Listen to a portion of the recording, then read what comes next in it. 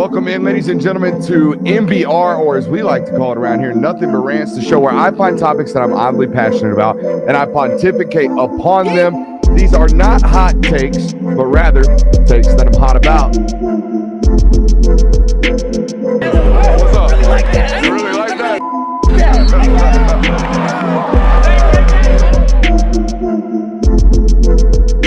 Let's shut up and grind some tape. This video is brought to you by BetUS Sportsbook and Casino. Damn it, dude. What is up, ladies and gentlemen? Welcome into the Film Guy Network, powered by BetUS. It is a fabulous Monday evening to be here live with us. Make sure you hit that thumbs up button, like, subscribe, and rate, and review, and all that good stuff. We have a loaded show for you guys, as always, but I wanted to start with this right here. You know, football is great for a lot of reasons, but football is great because the person that played it and the person that never even thought about playing it could love it in the same exact way. I don't find this about other sports. Football is very unique in the sense that you can love this game as much as the next guy. You can climb to the pinnacle of this sport as much as the next guy, never having played it. Football is great because it's a sport of community. Football is great because it's fast, it's fun, and it's certainly violent. Football is great because it's ours, man. Like everywhere across the world, man, people are playing baseball. People are playing basketball. They're certainly playing soccer, and they're doing it much better than us.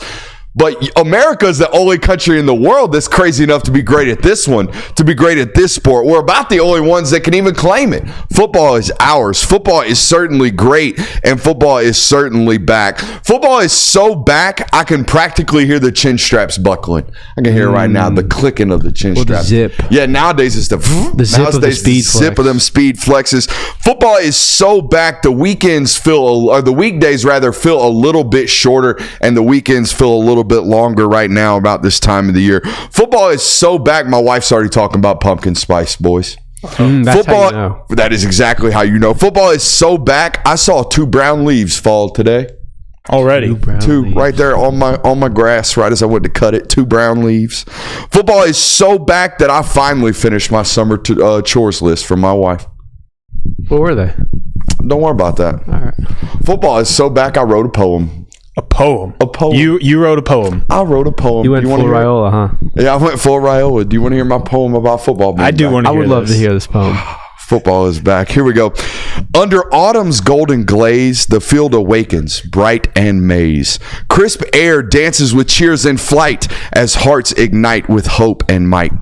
Each whistle cuts through shadows cast. Tradition's pulse beats loud and fast. In every play, dreams take their chance, a symphony of grit and dance. The stands alive, a sea of pride, bound by the colors side by side. For every tackle, every score, we find our rhythm, we seek for more. So let the battle soon commence. In football's embrace, we find our sense. A season born in fire and thrill. In every game, we bound to feel. Football is back, ladies and gentlemen. Football is so damn back. And you wrote this poem. I wrote that. You won't find that anywhere else on the internet. That is mine. All right. It was authored by the Brooks Austin. All right. Didn't know you were such an artist with words. A man that can turn a phrase. That was beautiful, actually. Spin a poem. I spent all day on that. Got nothing done today. Very, very nice AABB rhyme scheme. Some might call you the king of R&B now. Yeah, it was something. It was something like that, you know. Took all day. Couple of, different versions of it. Sent it off to the editorial staff. Made sure it came back right. Football, baby. We're so back. We're so here. Welcome in. Great to have you guys here tonight. Football is back. We have a week 0 preview for you guys. Manti went a little viral this weekend. We're going to talk a little bit about that. Week 0 is upon us, meaning we have a game of Guess the Lines for you guys tonight. The biggest winner of the offseason. As the offseason commences, we are going to give you the biggest winners of it. And Thanks to our friends over at BetUS, we have a very unique betting line coming to you guys tonight. The first head coach fired in all of college football. But before we get into too far into tonight's show, I want to ask you guys, make sure you're hitting that thumbs up button, like, subscribe, and rate and reviewing. And of course, are you looking for a new book this season? BetUS is the answer. They have the fastest payouts in the industry with a 125% sign-up bonus up to $2,000 on your first 3 deposits. They have a fast and easy deposit and withdrawal process. Check out BetUS with the link in the description of this video below. Now, boys, normally we flash a nice little fancy commercial here today. I thought it'd be more important and more influential, if you will, for our sponsors today to bring you a segment brought to you directly by our friends over at BetUS. So what I have in front of me today is the odds for the first NCAA head coach fired in the 2024 and 2025 football season. Now, there are several names on this list. I'm looking at about 20 of them. I'm going to rattle off the favorites. Billy Napier, the ultimate favorite at plus 400. Sam Pittman at plus 500. Mario Cristobal coming in at plus 600. Dave Aranda plus 700. Clark Lee plus 900. After Clark Lee, it kind of jumps up the board a little bit, plus 1,200 for Ryan Day right there. We're going to make an actual pick on this in just a second, boys, but I want to go to you first. Welcome in first and foremost to the show tonight. Of these odds, boys, what kind of stood out to you as, that looks kind of good right there? I don't know if it looked kind of good, but the first thing that stood out to me was Ryan Day at 1,200 ahead of Shane Beamer, Neil Brown. Don't mean to throw any shade towards your Mountaineers in West Virginia, but anti-Neil Brown stab right there. That's a little unnecessary. What, like, do the sportsbook think that just Ryan Day is going to come after Lou Holtz again, and they're like, that's it. You can't be yelling at old men anymore, dude. Like, that's it. That's I guess they're thinking maybe there's a possibility that Ohio State just absolutely shits the bed on the roster this year, and therefore Ryan Day's cooked. Yeah, I mean, but that would have to be like you lose 2 of your first six games, and even then, you're still technically in the playoff hunt. So it almost seems mathematically impossible for Ryan Day to be the first coach fired. Yeah, it does. Mine was, there's a couple of things. I think the smart pick would be Sam Pittman, because Arkansas is kind of that fringe team that's going to want to pull the trigger before Florida, before South Carolina, kind of get their head coach hunt on first. Yeah. And they have a tough first few games of their schedule. The value pick, I think, is Shane Beamer at 1,600, just because he's kind of down there on the list. And really it is very odds. Like, you can very quickly see train going off the tracks with that. But I think the long shot pick is Lincoln Riley. Because if you go out and you get drummed up by LSU, you lose. I think they play, who else do they play? Plus 2,500 on Lincoln. Yeah, I mean, there's a couple of other games they play early in that season that if USC starts out 2-3 or something like that, they could go ahead and get him out of there. So I think Sam Pittman is the bet here. Billy Napier, I think midway through the season, might be playing the freshman quarterback for some hope potentially. Yeah, well, if I remember as well, and his buyout's a little bit ridiculous. They don't have a super hard schedule to open. It's to finish. It's to close it out. Like, you're going 0-5 to close out your season. Listen to the first 6 games for Arkansas before their first of 2 bye weeks. Arkansas Pine Bluff to open the season on a Thursday night, by the way, at home. I think that's probably a dub. At Oklahoma State in Stillwater. Doesn't look great right there, right? UAB at home, feel pretty good about that one. So 2-1 to start the football season. All right, here we go. At Auburn. Not great. Not looking great. How about A&M at home? No, that's in Arlington, isn't it? I think it's on the road. Yeah, I saw it A&M, not at A&M. That's always the neutral. All right, neutral site either way. All right, and then Tennessee at home before a bye week, and you go on the road to Baton Rouge. Oh, oof, yeah. I think Baton Rouge is the.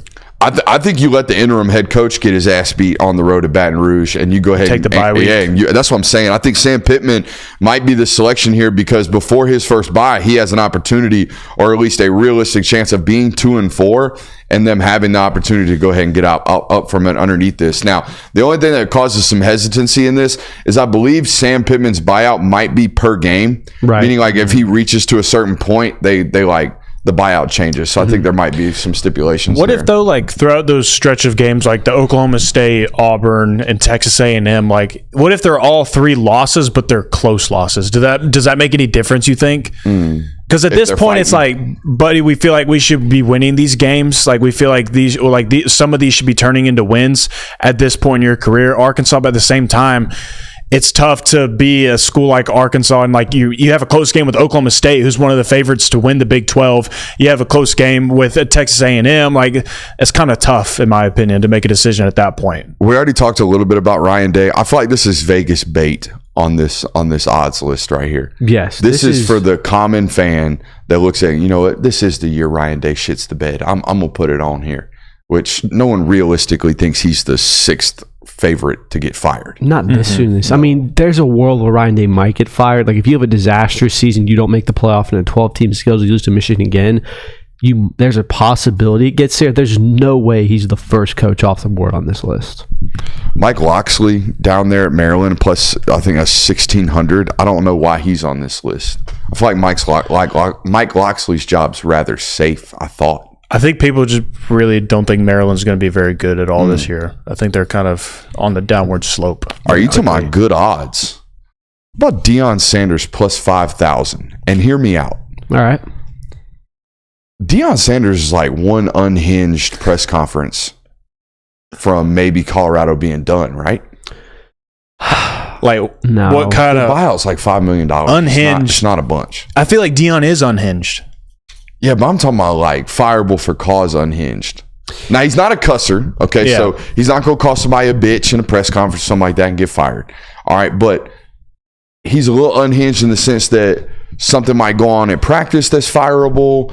One of his players might do something. He might say something cross to a kid. Maybe one of these, anti-Deion spills, like reports might come out. I'm just like saying. A crash out? Yeah, something. Something could be fireable for a play. I'm talking about, dude, put $10 on this. You're making $500 if he's the first one getting fired. Yeah, I mean, it can't hurt to throw $10 on it. My pushback on that happening would be the weight Deion Sanders pulls in that program. He would almost likely get suspended before anything, and then Colorado would do an internal investigation. And oh, by the way, you would have a lot of players that are probably going to come forward and defend him, i.e. his son, i.e. Travis Hunter, guys that have transferred there to play for him specifically. So I would imagine that Colorado, if they do get that on their hands, gets massive pushback from players and other coaches and say, all right, we don't want this on our hands right now. And I don't think they would fire him off the bat. I think that maybe where there is a path for this is, since that roster is completely built off of transfer portal kids, if Colorado goes on another 6-game losing streak, like very early on in the season, like they have, like maybe they start 1-5 or something like that, and the kids just start saying like, we don't want to show up for this anymore. This is not what we were promised. And what if Colorado's athletic administration staff's like, hey, we better break up with this girl before she breaks up with us? You know what I mean? Like Deion, everyone kind of thinks Deion might be leaving anyways. What if they're like, you know what? No. You're not leaving us. We're firing you. What do you mean?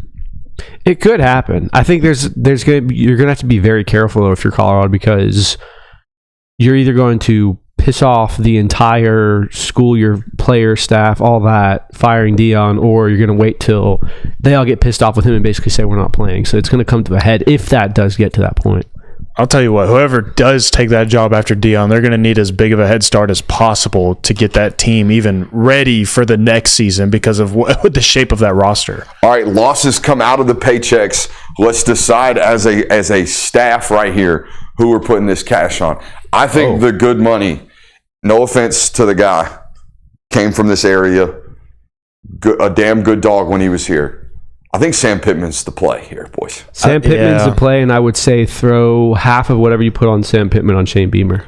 All right, I like that. I like that a lot. Shane Beamer's opening schedule, not too terribly difficult. It's there in the middle and towards the end. All right, so you got the keyboard over there. Go ahead and throw me 15 on Sammy the Pit Boss getting tossed, and go ahead and throw me 8 on South Carolina. We're big money plays here, but you see, we're payouts right here. That's what we're chasing. We're chasing heavy payouts. We're gonna go ahead and place that bet right there. It's that easy over on BetUS. All right, use the link in the description of the bio today for that deposit match and that offer those guys are giving us here this season. Special offer from those folks. We appreciate them for helping us out this season. What's up?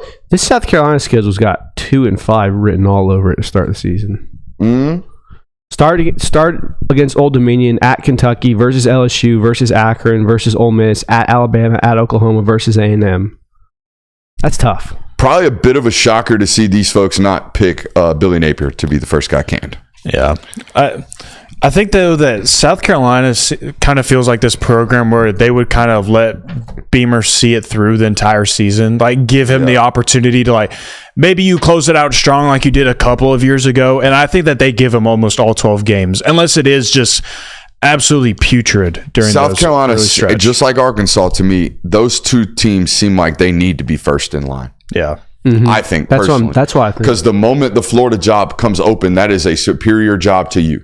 Well, and okay, so if you can get into some type of negotiation deals or discussions with your future head coach before that one comes open, that would be ideal. Like, and also, there's a world where Florida starts 4-1. Yeah. Like, you beat Miami, that's a good win. That we all think that could happen. You're at Sanford, that should be a win. Texas A&M, you could pull that one out, or if you lose, that's one loss.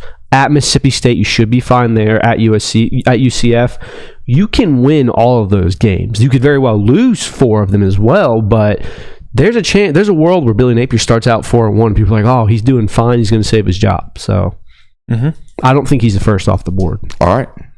So we put the bread on Sammy the Pit Boss and he who gives the feet for free. See, so there we go. All right, good on that one. Like I said, have a loaded show for you guys tonight. Make sure you hit that thumbs up button, like, subscribe, and rate and review. And it is football season. It is week 0, as was connoted by the opening poem to start the show. Week 0 preview. What do we want to talk about? Game you're most looking forward to is, and I think the answer is pretty obvious. Yeah, it's not the typical week 0 slate that we normally got. Week 0 started, 2 years ago? It's 3, I think. It's been a couple of years. Okay, but they used to load this bitch out. Now it's like... One year it was Florida, Miami. Yeah. That was like 2018, 2019, I believe. So it's been a few years. It's been half a decade almost. They used to almost always give us a Sunday game, too. Mm-hmm. Yeah. And now, no more. Yeah. Now we just get the game in Ireland with some 3 games that don't really matter. And they put it at noon, too. Like, they don't even, kind of build into it. It's just right at noon, and then... Is game day going to Ireland, or are they going to do that from a neutral set? I don't know. In the States. Did they go to Ireland last year? I can't remember. I feel like they did. I haven't watched game day in a while. I'm not gonna lie. Not a fan anymore, huh? Is this a anti Pat McAfee stance here? Yeah, it's not anti Pat McAfee stance. It's just you don't have time. Like with our jobs, you have to be at the stadium 5 hours before kickoff. Like maybe you catch the first hour of it before they even talk about anything super important. But other than now that you say that, I've watched more game day on my phone over the last 5 years than I ever would have imagined I'd be doing. Mm-hmm. Yeah. They provide some juicy articles sometimes. All right. Game you're most looking forward to is obviously Florida State and Georgia Tech out in Dublin, right? Mm-hmm. Correct. SMU, though, we're about to find out if SMU is a mid-major football program or if they're ready for the ACC based off how bad they can beat another mid-major program. They start the season with Nevada. Yeah. Which is formally for them, that's a conference matchup, right? I believe that's old school Mountain West. I believe so. Interesting there. What are the other games on the first week slate? Delaware State at Miami. Hey, sneaky one for the Rainbows. Dude, Delaware State going all the way to Miami for Are they still the Fighting Rainbows? That's Hawaii. You're thinking that's of the what I'm saying. Warriors. Are they still the Fighting Rainbows? He said Miami. No, sorry. I said Hawaii. It's Hawaii. He meant Hawaii. I meant Hawaii. Sorry. You meant Delaware State and Hawaii. I did. They are the Fighting Rainbows, though, right? Rainbow Warriors, yeah. Rainbow Warriors. Might as well be the Fighting Rainbows. The Fighting Rainbows. Shout out to them. Hawaii stays underrated uniforms. I think they're properly rated. I think people give quality praise to Hawaii's unis, but not out here talking about them in first ballot Hall of Fame unis. That's fair. Which is proper. Yeah. That's fair. Yeah. It is proper. Properly rated, I guess. Nice when they bring them out, though. I'm pretty sure that Delaware State Hawaii game's a midnight kick, right?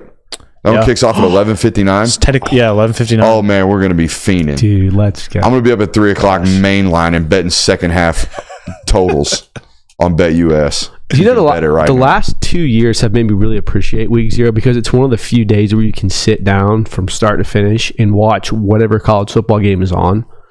See, this is a very unique strife and struggle for us. Yes. This is not for the common fan. No, it is not. Which is normally what our show speaks to.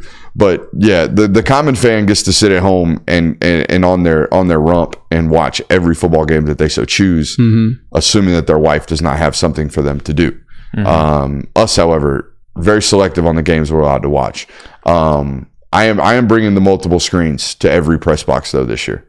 And I might be bringing the AirPods so when we're on the field we can have some type of play in and make sure we're not going back and having to rewatch all of the the highlights.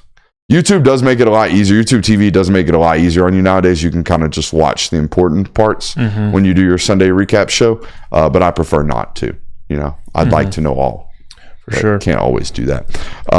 Do you think we'll have an answer on Florida State after week 1? I don't think Florida State as a team. I think you might get an answer of, hey, what does DJU look like as a quarterback? What does this roster?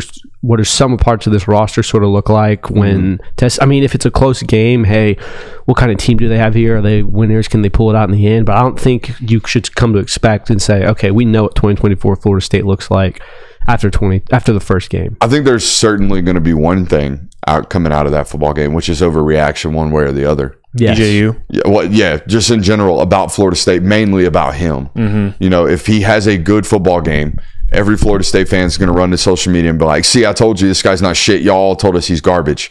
If he plays terribly, well, Florida State fans are going to have to fight that off from everyone. See, told you, DJPU, we told you over and over and over and over and over again. There's going to be tremendous amounts of overreaction from this football game.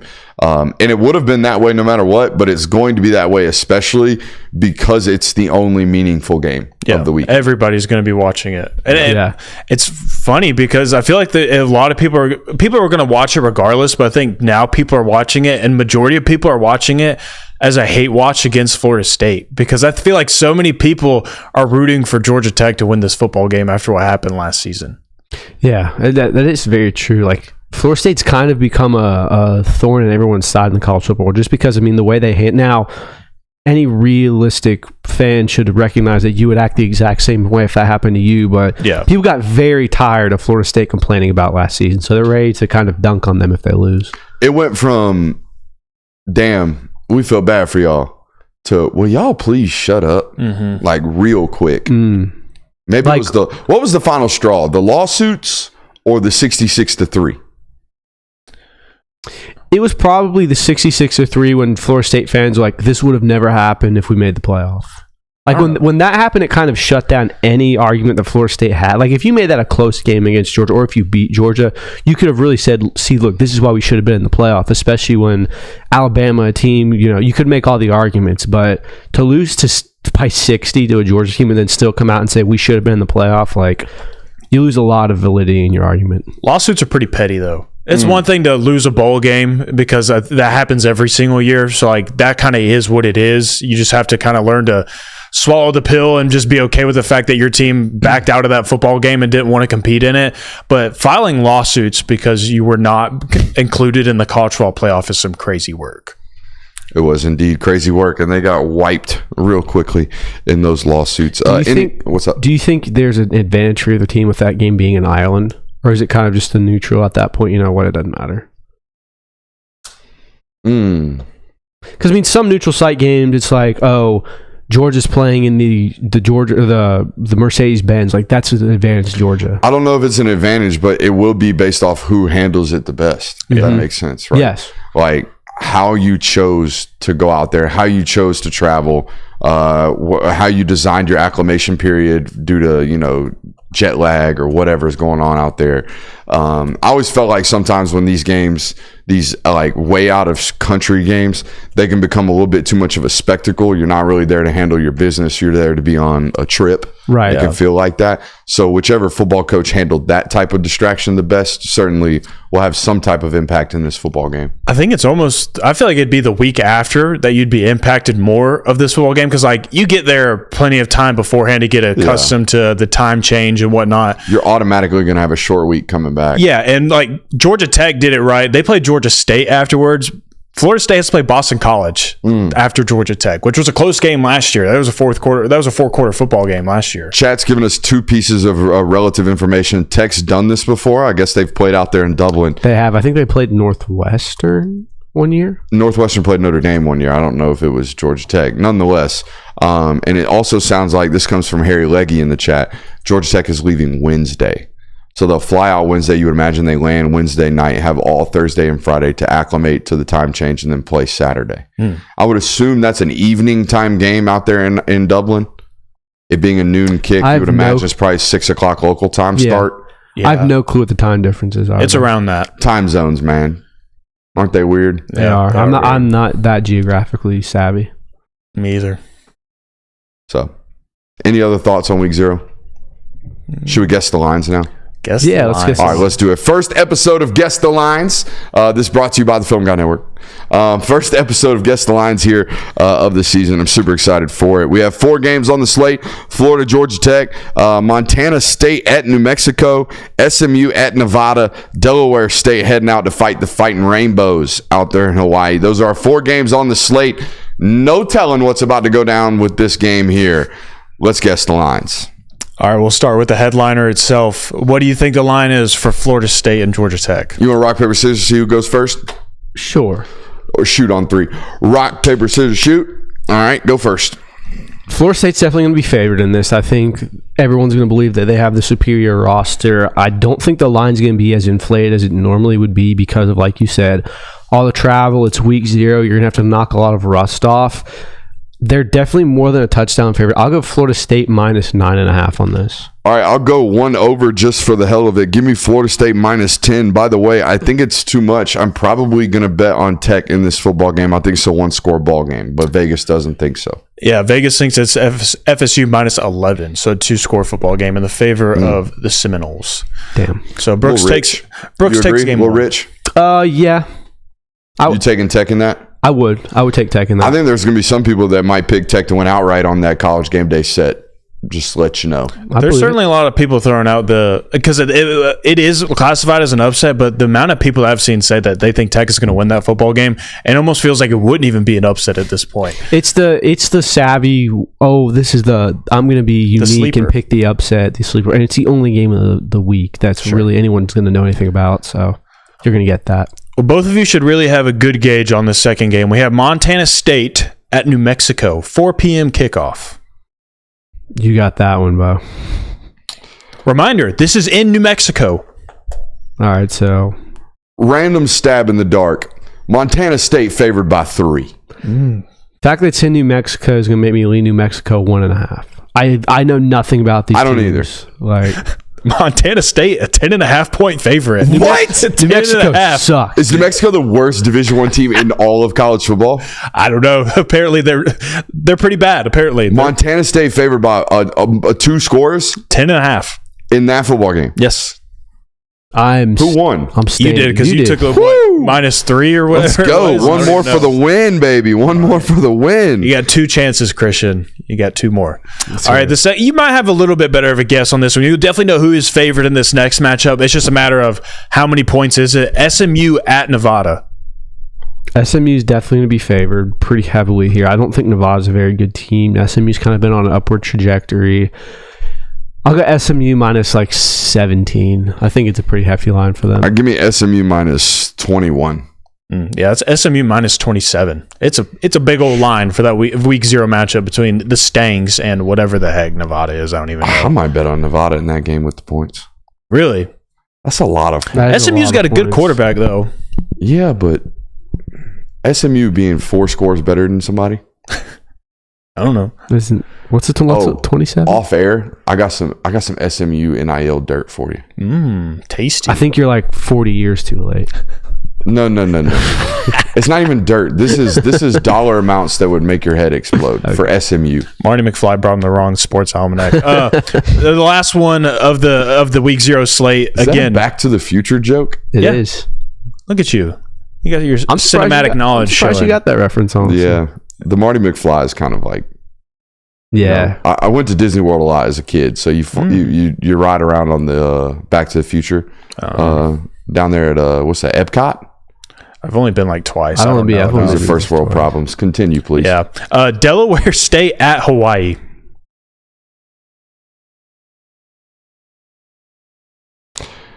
Give me Hawaii favored by 14 points. Okay.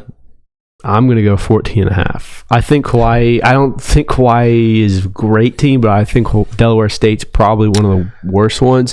This very much seems to me like a game like Hawaii's like, okay, we're going to schedule this team that we know we can beat because we've got a grind every schedule throughout the season. So Hawaii pretty heavily. Well, Christian, you took it, but neither one of you were even remotely close. Hawaii minus 38.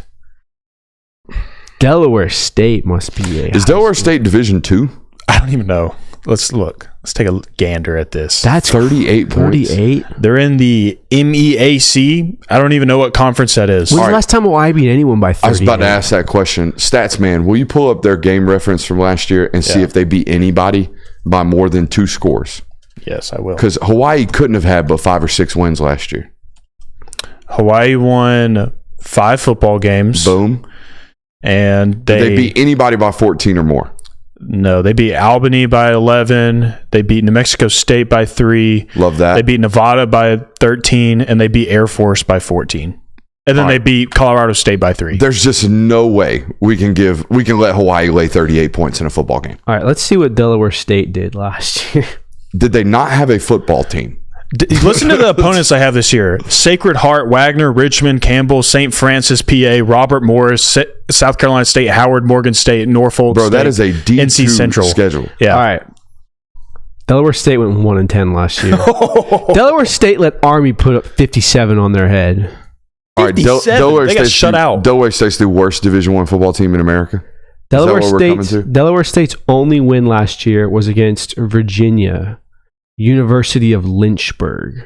Tough Virginia program. Lynchburg. Yeah. Hawaii might actually cover the spread. That's a bad football team. I might take Delaware State just to have something to watch at 4:00 in the morning. Just to sweat it out. Yeah. Just to feel real. Just to feel gross something about myself. Just to feel something. Just to feel alive at 3:30 in the morning on Saturday night. Honey, what are you doing? I have money on Delaware State. Leave me alone. You better hope this Delaware State covers. We got bills to pay next month. We have an Ice Cube sandwiches tomorrow. Lost some mortgage, honey. I'm sorry. Manti Te'o in the news. Mm-hmm. Dang, we really are just having a throwback, huh? Yeah, we are. Talking about SMU NIL trouble, and now we're talking about the 2012 Manti Te'o. Manti Te'o in the news Why do you today. say it like that? Or this weekend, going viral for recalling the fact that DJ Fluker's stomach terrified an undefeated Notre Dame team. That was such a funny story. Like, you came out, I was thinking, we saw the bellies on them kids. He's like, we saw the bellies on them, and I turned around, and my teammates' eyes were so. He's like, I knew we were going to lose. Like, damn. So there's no worse feeling than getting hyped up for a game. Yeah, and then thinking you know what, we could win this game. There's difference going in and be like, we're gonna lose today, but going in and being like, we might be able to win, and then having that sucked out of you immediately, just be like, nah, we're gonna lose. All right, so if you haven't seen it, Manti Te'o has just been hired by the NFL Network to be on their NFL morning show. Okay, W hire, by the way. W hire. Needed to be on air and needed to be eventually expendable upon the college or the football or opinion giving, because pretty much everyone's expendable in that industry, it seems, at this point, based off what we've seen lately in the news. Nonetheless, was asked about or was talking about the 2013 national championship game between Alabama and Notre Dame, probably the biggest shellacking in a national championship game other than TCU that has happened in modern college football. Correct? Yeah. Nothing even remotely close to the ass beating that was on display that night other than TCU. Yeah. Yeah. No. We all agree. Okay. So really, really bad. And according to Te'o, he knew it. They were moment one inside the tunnel. He recalled a moment where at Hard Rock Stadium, apparently there's only one tunnel and everyone comes out of that same tunnel. And Notre Dame was ready to come out of the tunnel, but they were the home team in that matchup. So they had to wait for Alabama to come out of the tunnel first. So Notre Dame's entire roster is sitting right there in the tunnel. And here comes Alabama, one by one, walking right by all of them, right onto the field. And Te'o said, as soon as the offensive line came out, DJ Fluker's out in front of everybody. And DJ Fluker, coming out of college, was, I think, 6'5", 340 pounds, and looked like DJ Fluker looks. And DJ Fluker had his jersey rolled up underneath his shoulder pads, and you could just see this man's belly, said Te'o. And he said everybody on the team was all hyped, and they were all hollering, hooting, and hollering in the tunnel. And then here comes Alabama, and he said he turned around and he looked at his team, and the whole entire team was quiet, and their eyes were the size of golf balls. And he said to himself, uh-oh, we're in trouble. What's going to go down? What's going to go down? And that's exactly what happened. They got their ass beat. Now, that's a good story. Thank you, Manti, for recalling it. It made us as a staff and a show come to the realization that this was not the only moment that everybody knew, hey, that team's about to get their ass beat. There has been many a moment in college football that made us recall moments of, quote, they're about to get killed in pregame. So I have a long list of these. I have some olalas for these as well. Who wants to go first? Moments in college football, famous moments in college football where you knew without a moment, smidgen of doubt, this team's about to get their ass beat. I think one of the most famous ones is Kansas not shaking hands with Baker Mayfield in Oklahoma. That's a great one. Oh, yeah. Kansas was getting their ass beat that day, and everyone knew it. Oh, serious, sweetheart. When nobody talking to you. Kansas was getting their ass beat that day, no doubt. What was the final score on that one? Do we know? I have no idea. 60 to something? It was a lot of points. Baker put up. That was the famous Baker nut grab as well. Yeah. Well, he just had an itch. He just had itch. Yeah, just had an alleged itch. That's what he told Grandma. Yeah. Do you have another example? Yeah, I got one. I got several. The Chick-fil-A Peach Bowl in 2019 when LSU's playing Oklahoma, Joe Burrow hits that weird scramble, like he runs 15 yards around, throws a dot to Terrence Marshall. I think it was like 7-7 at that point in the first quarter. I was like, there's no way Oklahoma's winning this game. Interesting you mentioned that one because the very similar thing happened to Georgia in the SEC championship game. He scrambled around for hours and then hits Justin Jefferson on a 75-yard would have been touchdown. Richard LeCow ends up running him down. And at that moment in the box, I was like, this is going to get ugly. Even Kirby said, he was like, at that moment when I watched that happen, I was like, these guys are just different. Yeah, I don't even know if we have it. That video is aged so well too because he breaks a number one overall pick and like 2 first rounders in that play. Yeah, Jordan Davis and Trayvon Walker. Alabama versus Michigan State bowl game. That was the famous Derrick Henry photo where Mark Ingram's looking at Derrick Henry like, bro, I know we are not the same species. Like, how are we both classified as humans, let alone the same position? Everyone knew Michigan State was going to get throttled in that football game. That made memes for years. Yeah. That was a follow-up to Sean Oakman. Yeah. Unfortunately, Baylor lost that game, or else I was going to put that one on this list. Unfortunately, Sean Oakman had his entire life and career ruined. Yeah. That's very unfortunate. It was very unfortunate. I kind of have a unique one here, but I wanted to throw it in here. I have Bama beating Georgia in the 2008 blackout game. I think that was kind of a moment of, Nick Saban's about to have this program rolling. Like you because of the blackout buildup with Georgia and like what had already happened with Auburn, and then you go in there to Georgia's place and you just completely deafen that place. The chat just hit on one of mine. USC pretending one of those guys was a dog on a leash coming out of the tunnel against Alabama. Buddy, you were getting beat by 60. By 60. They did. I think the score was like 58-16 or something. It was embarrassing. It was an ass beating. Yeah, it was. How about Oregon just marching down the field on Colorado the first drive this season? That was like because the hype around that and it was Shador and they're going into. Did they show the Lanning speech before the game? No, I wanted to put that, but I didn't hear about the speech. Had I seen that speech before the game, I'd have put the mortgage on Oregon. Yeah. But like seeing how that game turned out and then seeing the speech is like, makes sense. We should have known. But watching Oregon, like they literally, I think it was like a 5-play drive, 75 yards, just marched down the field and like, Oregon's going to beat the shit out of them. I remember one year, when Miami opened against Alabama? I think that was in the Mercedes-Benz Alabama was a very common theme. Very much so. I vividly remember watching game day that day and they showed this. And we're going to go live to Mercedes-Benz Stadium as Miami and Alabama arrive for their matchup at the Chick-fil-A Kickoff Bowl. And I see this B-roll of these Miami players, and they're all walking into this stadium, and they're all like on FaceTime, and they got this big smile on their face, and they're showing this, happy to be there. This stadium. They're just happy to be there. And then you see Miami, or they show Alabama, and Alabama looks like they were SEAL Team 6 deployed to kill Osama, and like just deadpan as straight as can be. And I saw that on game day, and I was like, oh my God, Alabama's fixing to roll these dudes. They did. They're just happy to be here. Drummed. This one isn't as much of a, this team's about to get their ass kicked, but just this is too perfect of a moment for something terrible not to happen. When Elijah Moore pissed in the end zone on the Egg Bowl and got that 15-yard celebration, it was the last play of the game, so you can't really say, they're going to get their ass beat. But then just knowing that that moved the extra point back 15 yards, thinking that's too perfect. Penalties like that never go without harming yourself. The football guy always something's always bad is going to happen. Football karma. Absolutely. Chat hit on one that I also had on my list. Lane Kiffin saying, "Get your popcorn ready" before they played Alabama. Yeah. That was maybe we shouldn't say that one, Lane. Maybe hold off on that one. I didn't think at the time though, watching that like, Bama's about to drum them up, because it was like But it just fits into that, like, yeah, if you want to guarantee that you're going to get your butt whooped by Alabama, say something like that. By the way. Say something like that. And I think he threw the headset too. Didn't he? Yeah, no, he like tossed it off and threw it at the camera. Yeah.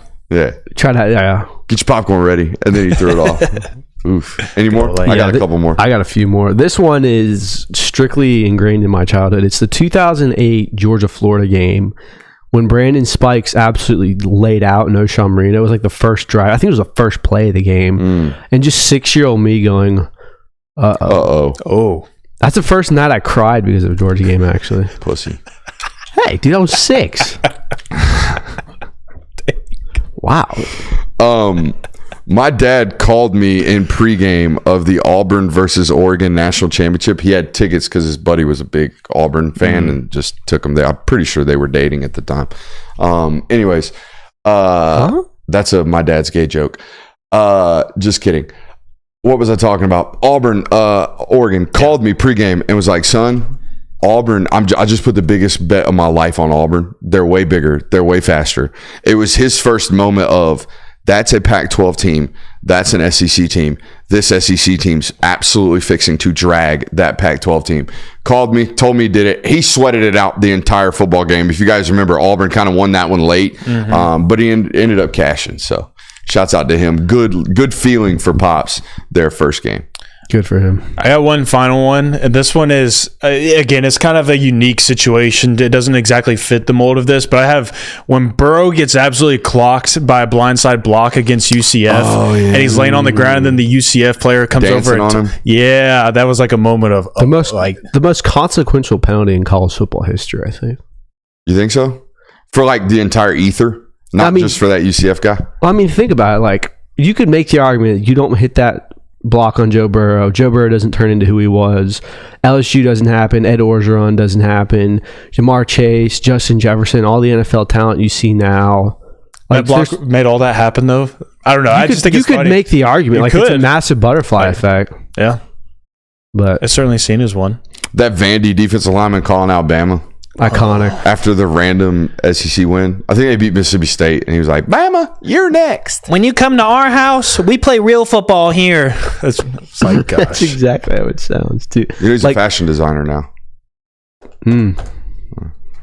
Would not have guessed that. I had the best. They got their shit rocked. Like 55 the next to 6. Day. 59-0. Didn't Najee have like 4 or 5 touchdowns in that game? I think so. It was a drumming. That was the first viewing I had of Tua.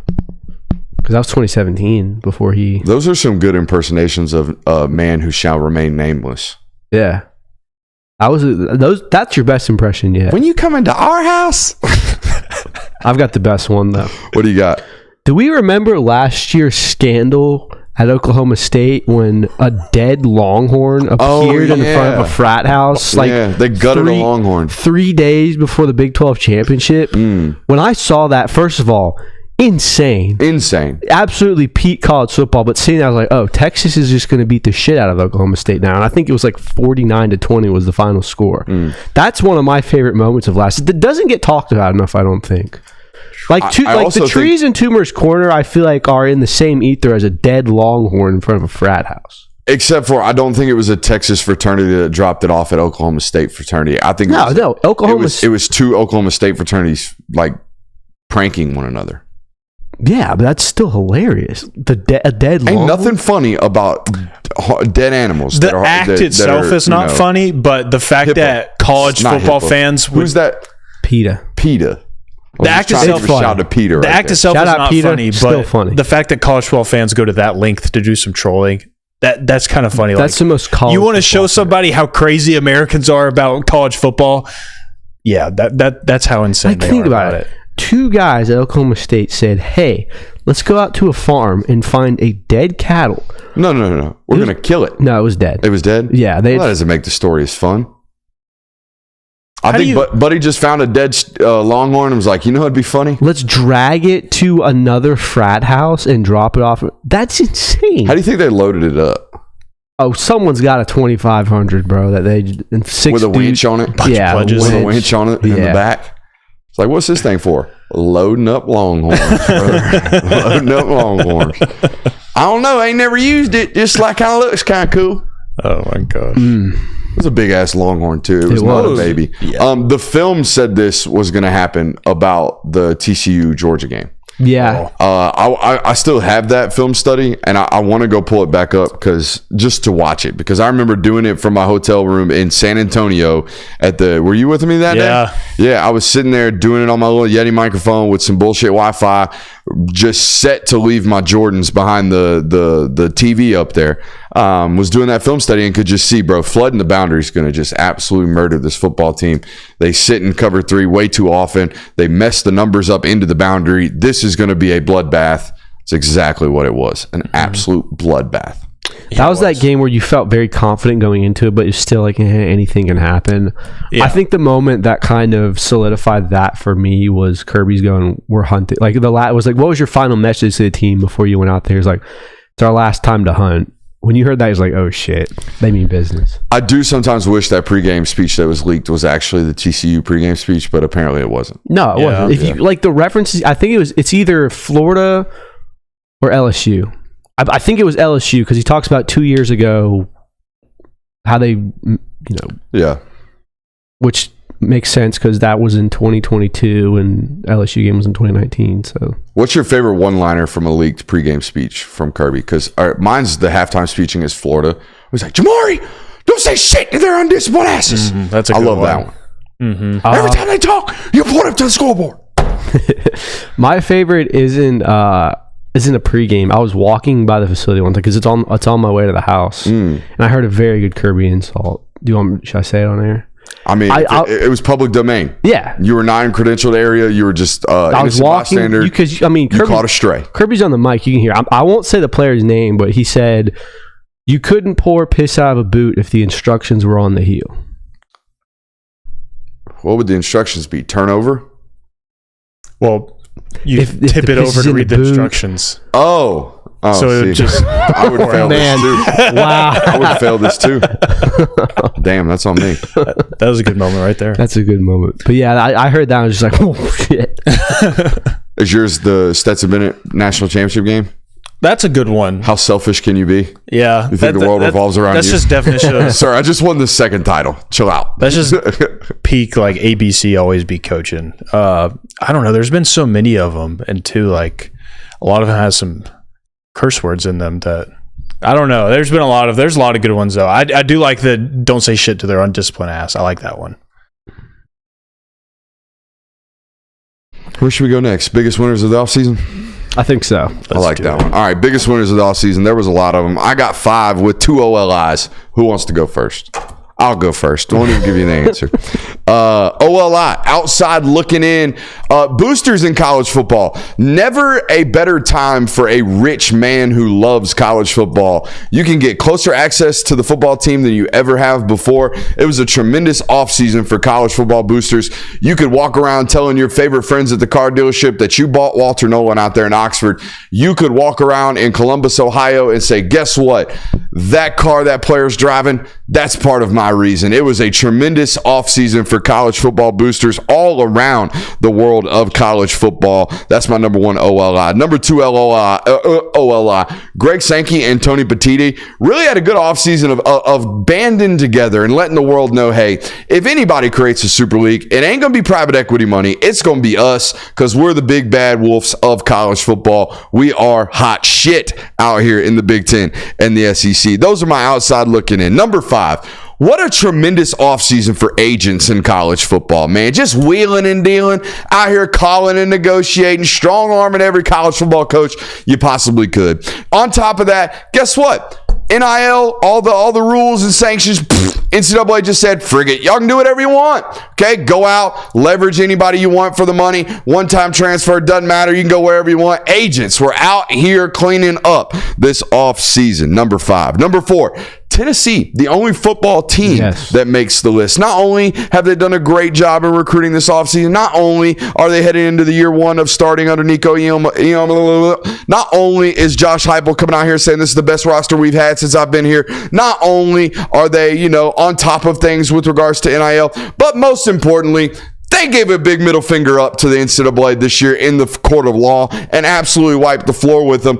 Tremendous moment and tremendous offseason for Tennessee football and Tennessee football fans. They come in at number 4. Number 3, he was the talk of the offseason. Nick Saban, man. If you were anti-Nick Saban, you needed to live under a rock this offseason. It was all love for the GOAT of GOATs, Nick Saban. He comes in at number 3. Number 2, big offseason, huge offseason for private equity. Private equity money was out here. Now, they're always doing slimy shit, but private equity out here getting involved with college football. Not only did they buy out all of Florida State football, or pretty much became the owners of Florida State football, but they're also trying to F around and find out doing the same thing with the Big 12. Not just a singular football program, but an entire conference. Shout out to the Big 12 and private equity money making big waves this offseason. And number 1, clear cut, not even close, number 1 winner of the offseason, the NCAA. Dude, at the end of the season last year, as the championship parade and confetti was falling, I was telling you, hey, folks, there's some scary shit coming down with the NCAA. We might not even exist. We might be relying on private equity. We might be relying on super leagues. We might need somebody to come in and save college football as a whole. The NCAA is going to crumble. There's this House versus NCAA lawsuit that's coming out here. They're going to get their ass waxed in the court of law. Whoa. What's going to happen? Guess what? It's settled. They're like, hey, $2.8 billion. Y'all just pay some money to these poor, broke athletes that y'all been enslaving essentially for the last 6-7 decades. Just give them some hush money. And then, oh, by the way, because you gave them some hush money, the government actually might help you guys regulate this sport that you have no regulations for. NCAA, going into the offseason, I'm like, oh my God, this might be bad. We might not even have a governing body. We don't really have one now, but at least the governing body that's governing the U.S. government is going to help out now. NCAA, big time winner this offseason. Oh, and by the way, we'll just leave it at that. Definitely would have never foreseen the NCAA being a winner. Way to stay humble. Yeah, way to stay humble. Yeah, would have never foreseen it. Fucker. My goodness. God, aggressive. He's dead. R.I.P. Wow. Go ahead. Yeah, I was just going on and saying that you definitely would have never foreseen the NCAA being a winner at the end of this offseason. So I think they're definitely worthy of the number 1 spot. I had 3 nominees for the biggest winners of the offseason. I had one that matches with you, but for different reasons. Missouri is a big winner of the offseason because of the schedule that they drew in the first year of this new expanded SEC. While everybody else is fighting and crawling, trying to find any type of way to maybe be 11-1 at the end of the year, like best case scenario, we only lose 1 game. We get to make the SEC championship game. We get to make the playoff. Missouri's kind of like, just lose to Alabama, coast through the rest of it, and we're going to be all right. Or maybe we even beat Alabama. We go 12-0 this year. So Missouri is a major winner in the SEC for drawing the schedule that they did this year. Oklahoma State, Kansas State. Those are 2 big winners because Texas and Oklahoma are no longer in their conference. So it's really just, we're kind of the 2 dudes, the 2 known commodities amongst this conference that feel like we have a really good shot now at winning a conference title, getting an auto bid into the playoff, and maybe the other one even gets in right behind them because we might get 2 conference teams this year. You could also maybe even throw Utah, but I think the two programs that have remained within this conference that have stayed there even after this, I think those are 2 big winners because they have for so long been little brother to Texas and Oklahoma, really Oklahoma, especially as of late. And so them no longer being there, that opens the door for them. And the number 1, I think Tennessee and the job that they have done on the recruiting trail makes them one of the biggest winners of the offseason. They got 13 total commits since the month of June started. And I think it's also a matter of not only who you got, but like the schools you did it against. Like David Sanders beating out Georgia, Ohio State, Nebraska for that player. That is massive for you. You also went in, you got Travis Smith out of the state of Georgia. You got Christian Gass out of the state of Georgia. I mean, those are 2 big. Lagonza Hayward out of the state of Georgia. Like you went across enemy lines, picked out 3 top-tier players, and you brought them to your program. So it was a big offseason for Josh Heupel and his staff, proving that they can recruit with the best of them, and then they can also recruit against the best of the best on the recruiting trail. And then you also flipped Desan Brame, the tight end from Oregon, and you also just flipped recently Jaden Harmon from Alabama, linebacker. Like, they just kind of did it all this summer. They did it at a high level, and they just shot up the rankings. All right, so you just praised them, and I'm going to backhand compliment them here. I believe on this network about a month ago, maybe a little longer, I made the statement that due to the fact that regulation is likely coming on the NIL front, programs who are NIL based in their recruitments, okay, will probably be pushing harder and moving faster and moving at a higher rate of speed on the recruiting trail over the next 12 to 18 months than they ever were before. I think we're seeing that right now with Tennessee. Tennessee has clearly gotten heavily involved. And by the way, they're not the only ones. Tennessee fans get upset when I do this. I mean, look at David Sanders' recruitment. It was Nebraska, it was Ohio State, and it was Tennessee. And Georgia standing out in the cold, not even really involved, definitely not paying attention to what it was the last month of that recruitment. Okay, the last month of that recruitment, it was Nebraska, Ohio State, Tennessee walking away with it. And I would imagine they did not do so freely. Okay, so just pay attention as this continues to go. I would imagine Tennessee's recruiting only gets hotter, not colder. So just letting you know. I think we all unanimously had Tennessee as a winner here. I mean, what they did in recruiting and the fact that playoff expansion, things such as that, like, you can't say they weren't one of the biggest winners of the offseason. I had Utah. I did put Utah on this list because Utah originally was a Pac-12 team that would go 9-3 every year, beat up on USC in the conference championship, and that was kind of their season. They immediately got thrust into the playoff discussion when they became a Big 12 team, especially with Oklahoma and Texas leaving. It's like, hey, Utah might be the best team in the Big 12 this year. They should win it this year. They should get the auto bid. They're a playoff team. They're a national title contender by proxy. So Utah's a big winner. I put Paul Feinbaum on this list as well. Attaboy. It seems like every other week, Attaboy. every week at least, we had some moment where it was like, Paul Feinbaum said what? And oh, by the way, he got a massive contract extension because of it. So Paul Feinbaum, solid winner of the offseason, with the exception of the fact that he got dunked on by Lane Kiffin at SEC Media Days, but it's all good there. Squirrel nut situation. Exactly. Yeah, exactly. Jim Harbaugh is another massive winner.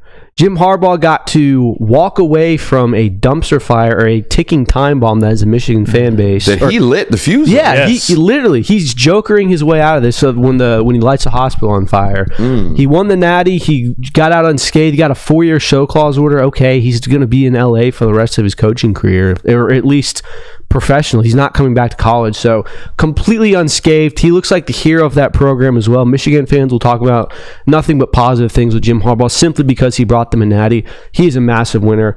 Then my other winner is fringe playoff teams, the Oregons, the Penn States, the Tennessees of the world, group of 5 teams even, because guess what?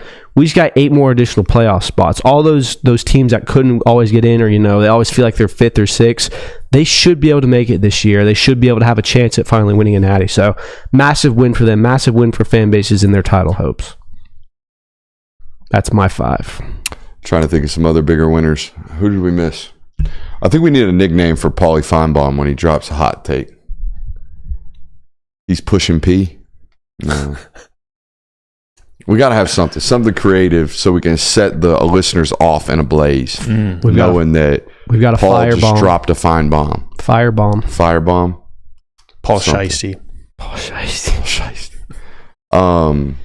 I want to talk a little bit about that Sanders recruitment. Just from a stylistic standpoint, I thought Tennessee, honestly, was probably his best fit. I was talking to actually a Tennessee writer about this the other day. He's going to fit them and be able to play for them faster than any other school that he was being recruited by. Ohio State would have made him put weight on. All right, he could. Georgia would have made him put weight on. I don't know about Nebraska. Nebraska probably would have thrown him out there anyways. Tennessee is not only in a spot where they might need him to play next year, they're the only school where I think realistically he could roll out there right now at his own playing weight and survive because of the style of offense that they play with. Thoughts on that? Yeah, I mean, it makes sense because it is the quickest path to playing time for him. And 2, I think with the class that he's involved with, and then also the upcoming class, despite it only having 2 names in a 2026 recruiting class, David Sanders knows that he's going to have a line of quarterbacks behind him, and you kind of have a better overall picture of what that offense is going to look like. Mike Matthews is just a true freshman going into this year. George McIntyre coming into class with him. I mean, there's a mold and a shape and a vision of the offense. Not to say that these other programs did not have that with Ohio State and Georgia, or even Nebraska, who has a true freshman in Dylan Raiola right now, a quarterback. But Tennessee definitely can provide a very clear and visual picture of this is what we want you to fit into, and rather quickly, and here are the pieces that we're trying to put around you. He was 270 this spring. I'm told he's closer to 280, 282-ish. Right now, he's probably going to have to be at least 295, you would imagine, as a true freshman to get on the field. And he's certainly talented enough to do so. It's not as big of a concern as I had about like a kid like Josh Petty. Yeah. He's already started the process, even though at first this was a real concern for me for David, because, you know, some kids that I go see, it's just they don't have access to the amount of food, or they don't have access to the proper training, or they just don't have the ability to put on the weight. They will do so once they get to college. David and Josh, not the situation. Right? David and Josh Petty come from situations and backgrounds where you would imagine they have the ability and the resources to put this weight on. Have they not put the weight on, or had they not put the weight on, it would have been a moment of concern. As it remained for Josh Petty, he's still under 265 pounds. Last I checked, it is not the concern nowadays for what David Sanders has got going on, because he's put on 25 pounds in the last 12 months. Those are good things if you're a Tennessee fan right there. Atomic bomb. That's absolutely. Twitter quit unexpectedly. I would imagine that's a Twitter app issue on mine. I would assume we're still up over on Twitter. So that's good news. If you're watching us on Twitter and you haven't already, please subscribe to us over on YouTube and vice versa. If you're over on YouTube and haven't followed us on Twitter, at Brooks Austin BA is the place to do it. We have a whole nother hour coming up to you guys right now, and it is Georgia football based.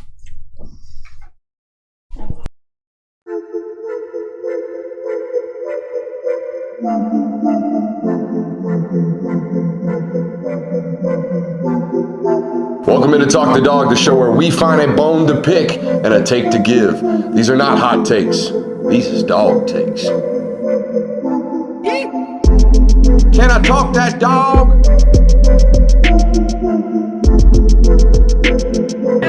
What's up? You really like that?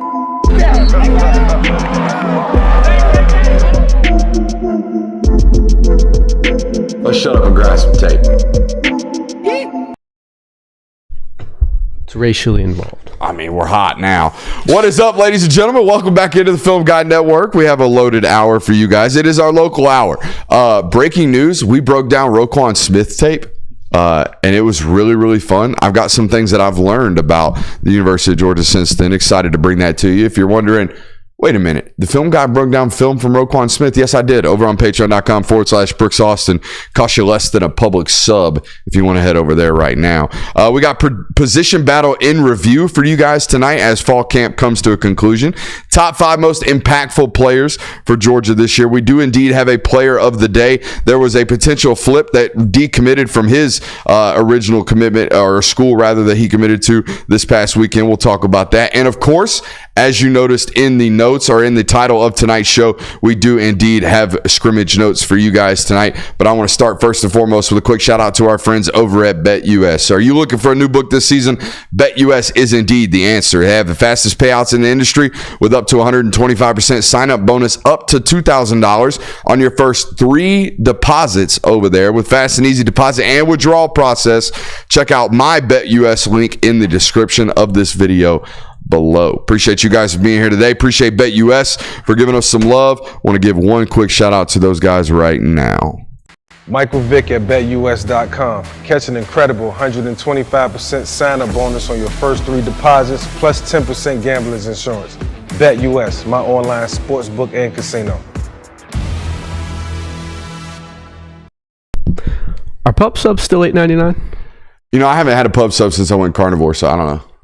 How long have you been carnivore? It depends on if they're on sale or not. About 6 weeks, 8 weeks. I can't imagine they've changed that much. Yeah, well, now to sound really douchey, I ain't checked the price on a pub sub in a fat minute. Well, if they're on sale, they're around $8.99. But if they're not, like, it depends on what you get. Like a chicken tender sub, that's going to run you like $11 for a whole sub.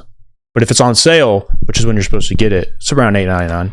So bottom line, Patreon subscription, still less than a pub. Relative to a pub sub. For the standard price, you're still cheaper. The average cost of a pub sub. Yeah. 1 month Patreon. Because if you ain't getting the tender sub, then what are you doing anyway? See, these are problems as someone who only ingests meat. I don't have to worry about this. I'm strictly meat. Carnivore diet's the truth, man. It is, man. just ridding yourself of processed foods will be good news for you either way. Got a great one for you.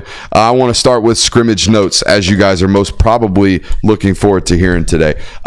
Spoiler alert, it was a big find the depth day. I got intel on this prior to the scrimmage even started. Was asking around, hey, what are some questions you want answered tomorrow from people within the building? Almost to a man, the most common response was, we need to figure out the 2s and 3s. We feel like we kind of know what the starting units look like on both sides of these footballs. Saturday was about finding the depth on this roster. They had a good bit of healthy scratches is what I would call them. Dominic Lovett did not really participate. Trevor Etienne did not really participate.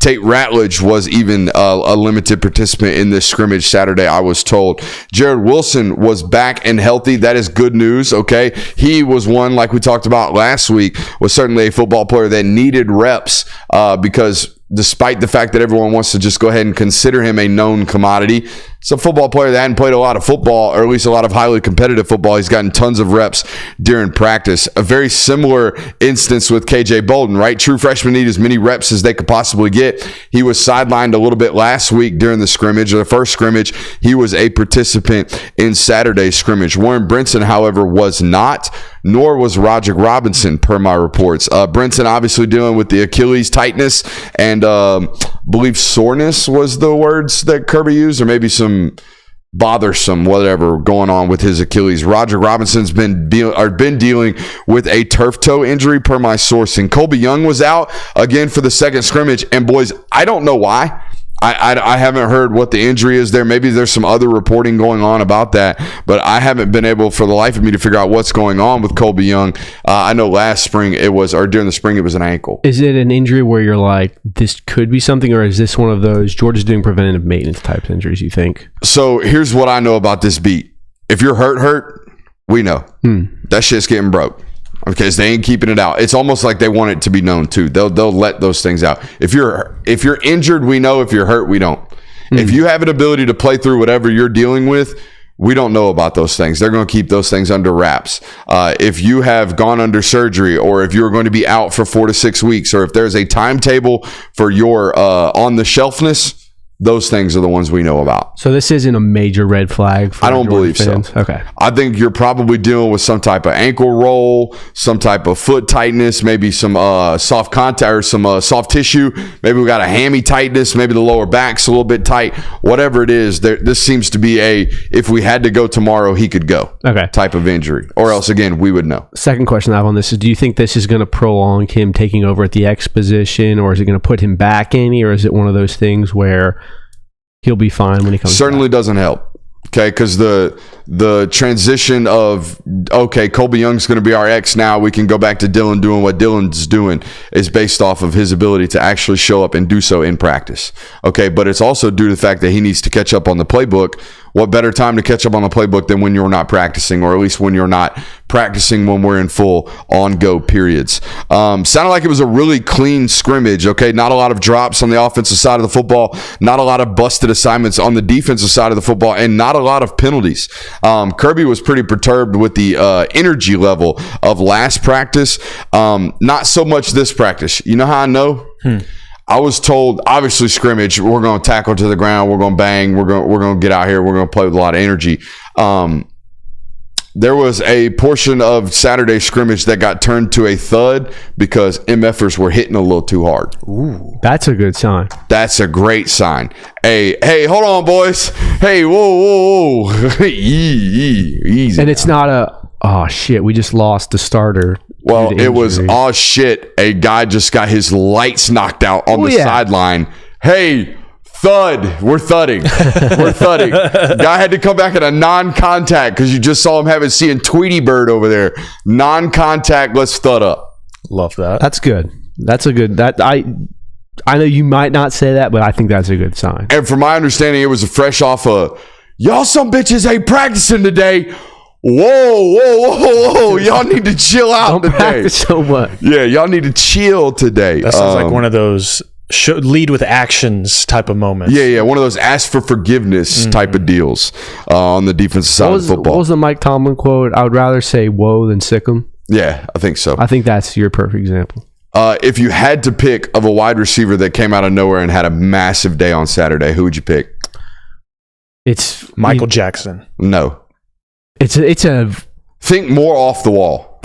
I'm either going Cole Spear or London Humphreys. How about that Cole Spear? Ooh. How about that Cole Spear making plays? How about Cole Spear explosive plays? How about Cole Spear one-handed catch? How about Cole Spear 2-minute drill dynamicism? Are we buying the Cole Spear stock? I'm not. I'm buying the Cole. I'm buying the Cole Spear had a great day when we were featuring who's going to be the twos. I love Cole Spear. Love Cole Spear. Cole Spear, great. Cole Spear practices hard. Cole Spear, bullet on special teams. Cole Spear, we're like the 6th, 7th, 8th best receiver on this roster. Let's hold off on the Cole Spear. But Cole Spear, great day. Cole Spear, great day. Cole Spear also going to have former football players that are up there and booster people being like, you see that 84 out there, 83, whatever. Man, you know who he remind me of? Lad McConkey. Just waiting for some Cole Spear.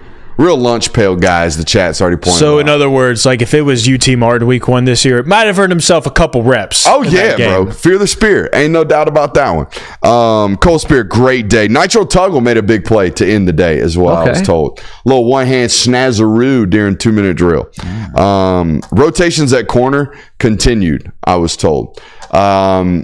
And we'll get into this as we get into position battles, but I don't know what to do with the corner intel. You get like Ellis is great, which everyone's going to go watch Georgia practice the next 3 years. People are going to tell you how great Ellis Robinson is.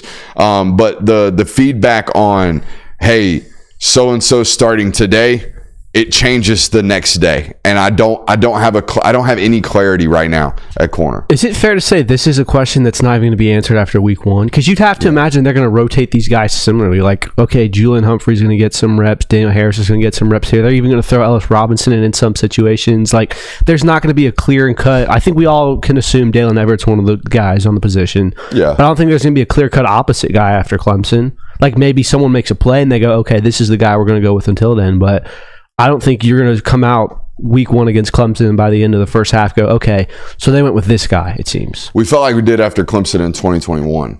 Yeah. Like leaving that football game, all right, they've given up on the Amir Speed. Well, Amir Speed was Oregon year. No, him and Keely Ringo rotated. Keely and Kamari Lassiter were starters for that. That was the That's right. That was the game where they kept Kamari. They flipped fields against Oregon. Keely and Kamari. Chat asking about Quintavious Johnson. Quintavious Johnson had a good day, as did Joseph Jonah Ajonye, as did some other young defensive players, the young linebackers as well. Like I say, it was a very young-oriented scrimmage. So you're going to see guys like I guarantee you right now, I know why Quintavious Johnson and Joseph Jonah Ajonye were absolutely eating on Saturday. Do you know why? Why is that? Because they were probably going against the Threes offensive line. If I had to bet. Which the Threes on the defensive side of the football on the line of scrimmage, elite. Really, really good football players. You might have a few preferred walk-ons or walk-ons on that 3 deep on the offensive line at this point. Because you're talking about 15 SEC caliber offensive linemen, probably not. Yeah. Do you have 9 right now? Yes. Do you have 15? Probably not. That's a lot. Do you have 12 Division I SEC football players on the defensive line? Yeah, you got that. Plus, I would imagine, too, being a young defensive lineman, that's a lot easier to go out and do really well in a practice. Because, even if you don't have a grasp of what you're supposed to be doing, play fast. Yeah, just play fast. Where if offensive line, there's a lot of things that could go wrong for you if you don't know what you're supposed to be doing. Sources continue to be really impressed at where Branson Robinson is, particularly with sources that were in or around the building during the offseason, like in January, February, March.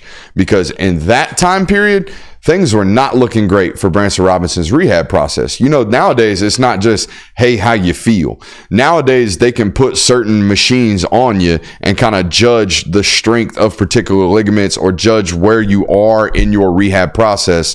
And it did not look like early on in this rehab process that Branson was going to come back like he is right now. It looked like he was going to make a full recovery like they always do, but it did not look like he was going to make a full recovery by early August. And that's exactly what it sounds like has happened. Branson had a really good spring, or a really good fall camp, and a really good scrimmage on Saturday. Was there something specific that changed? Like, have they revealed what, or is it just, No. started healing better and things like that? Yeah, I think with, especially, I don't know the full details of that injury, but he tore his PCL and his ACL. Yeah. If you remember. Was it his patellar too? Yeah, dude, it was a big one. It was a big injury. And I think maybe the regenerative process of those ligaments didn't start accelerating until a certain time period. It's like a delay in the response, essentially, from the body. But they don't get a lot of blood flow, so. I've always been told that your rehab process with knees will be directly correlative to your quad strength, because if your quads are and your hamstrings are really, really strong, they lessen the burden put on those ligaments because the muscles around them are much, much stronger. Branson, pretty notorious strong quads. Yeah, I think he's doing all right in that department. I think he's doing well in the I be squatting weight. Do we know what his squat max was? Oh, he's got to be north of 6. I think there's video of him in high school squatting 600 pounds. Dude, he was an Olympic state weightlifting champion in Mississippi. I'm talking country strong, 1,300 pound club. I'm pretty sure where he's squatting 6, benching 4, cleaning 4. Yeah, will you look that up for me? Branson Robinson weightlifting numbers. Oh my god. I'm pretty sure he was a 1,300 guy in high school. That's just another example of God did. Yeah, God did. What do you got for me? Bench press well over 400 pounds, a 600 plus pound squat, and a 715 pound deadlift. Okay, how's that? So we're dead. You can go ahead and assume he's 315 plus on the power. Yeah, on the power clean easily. So 1,300 pounds, like I said. Mm-hmm. Hey, you lift weights, you play running back, you Nick Chubb. Amen. You mentioned some injuries on the defensive line.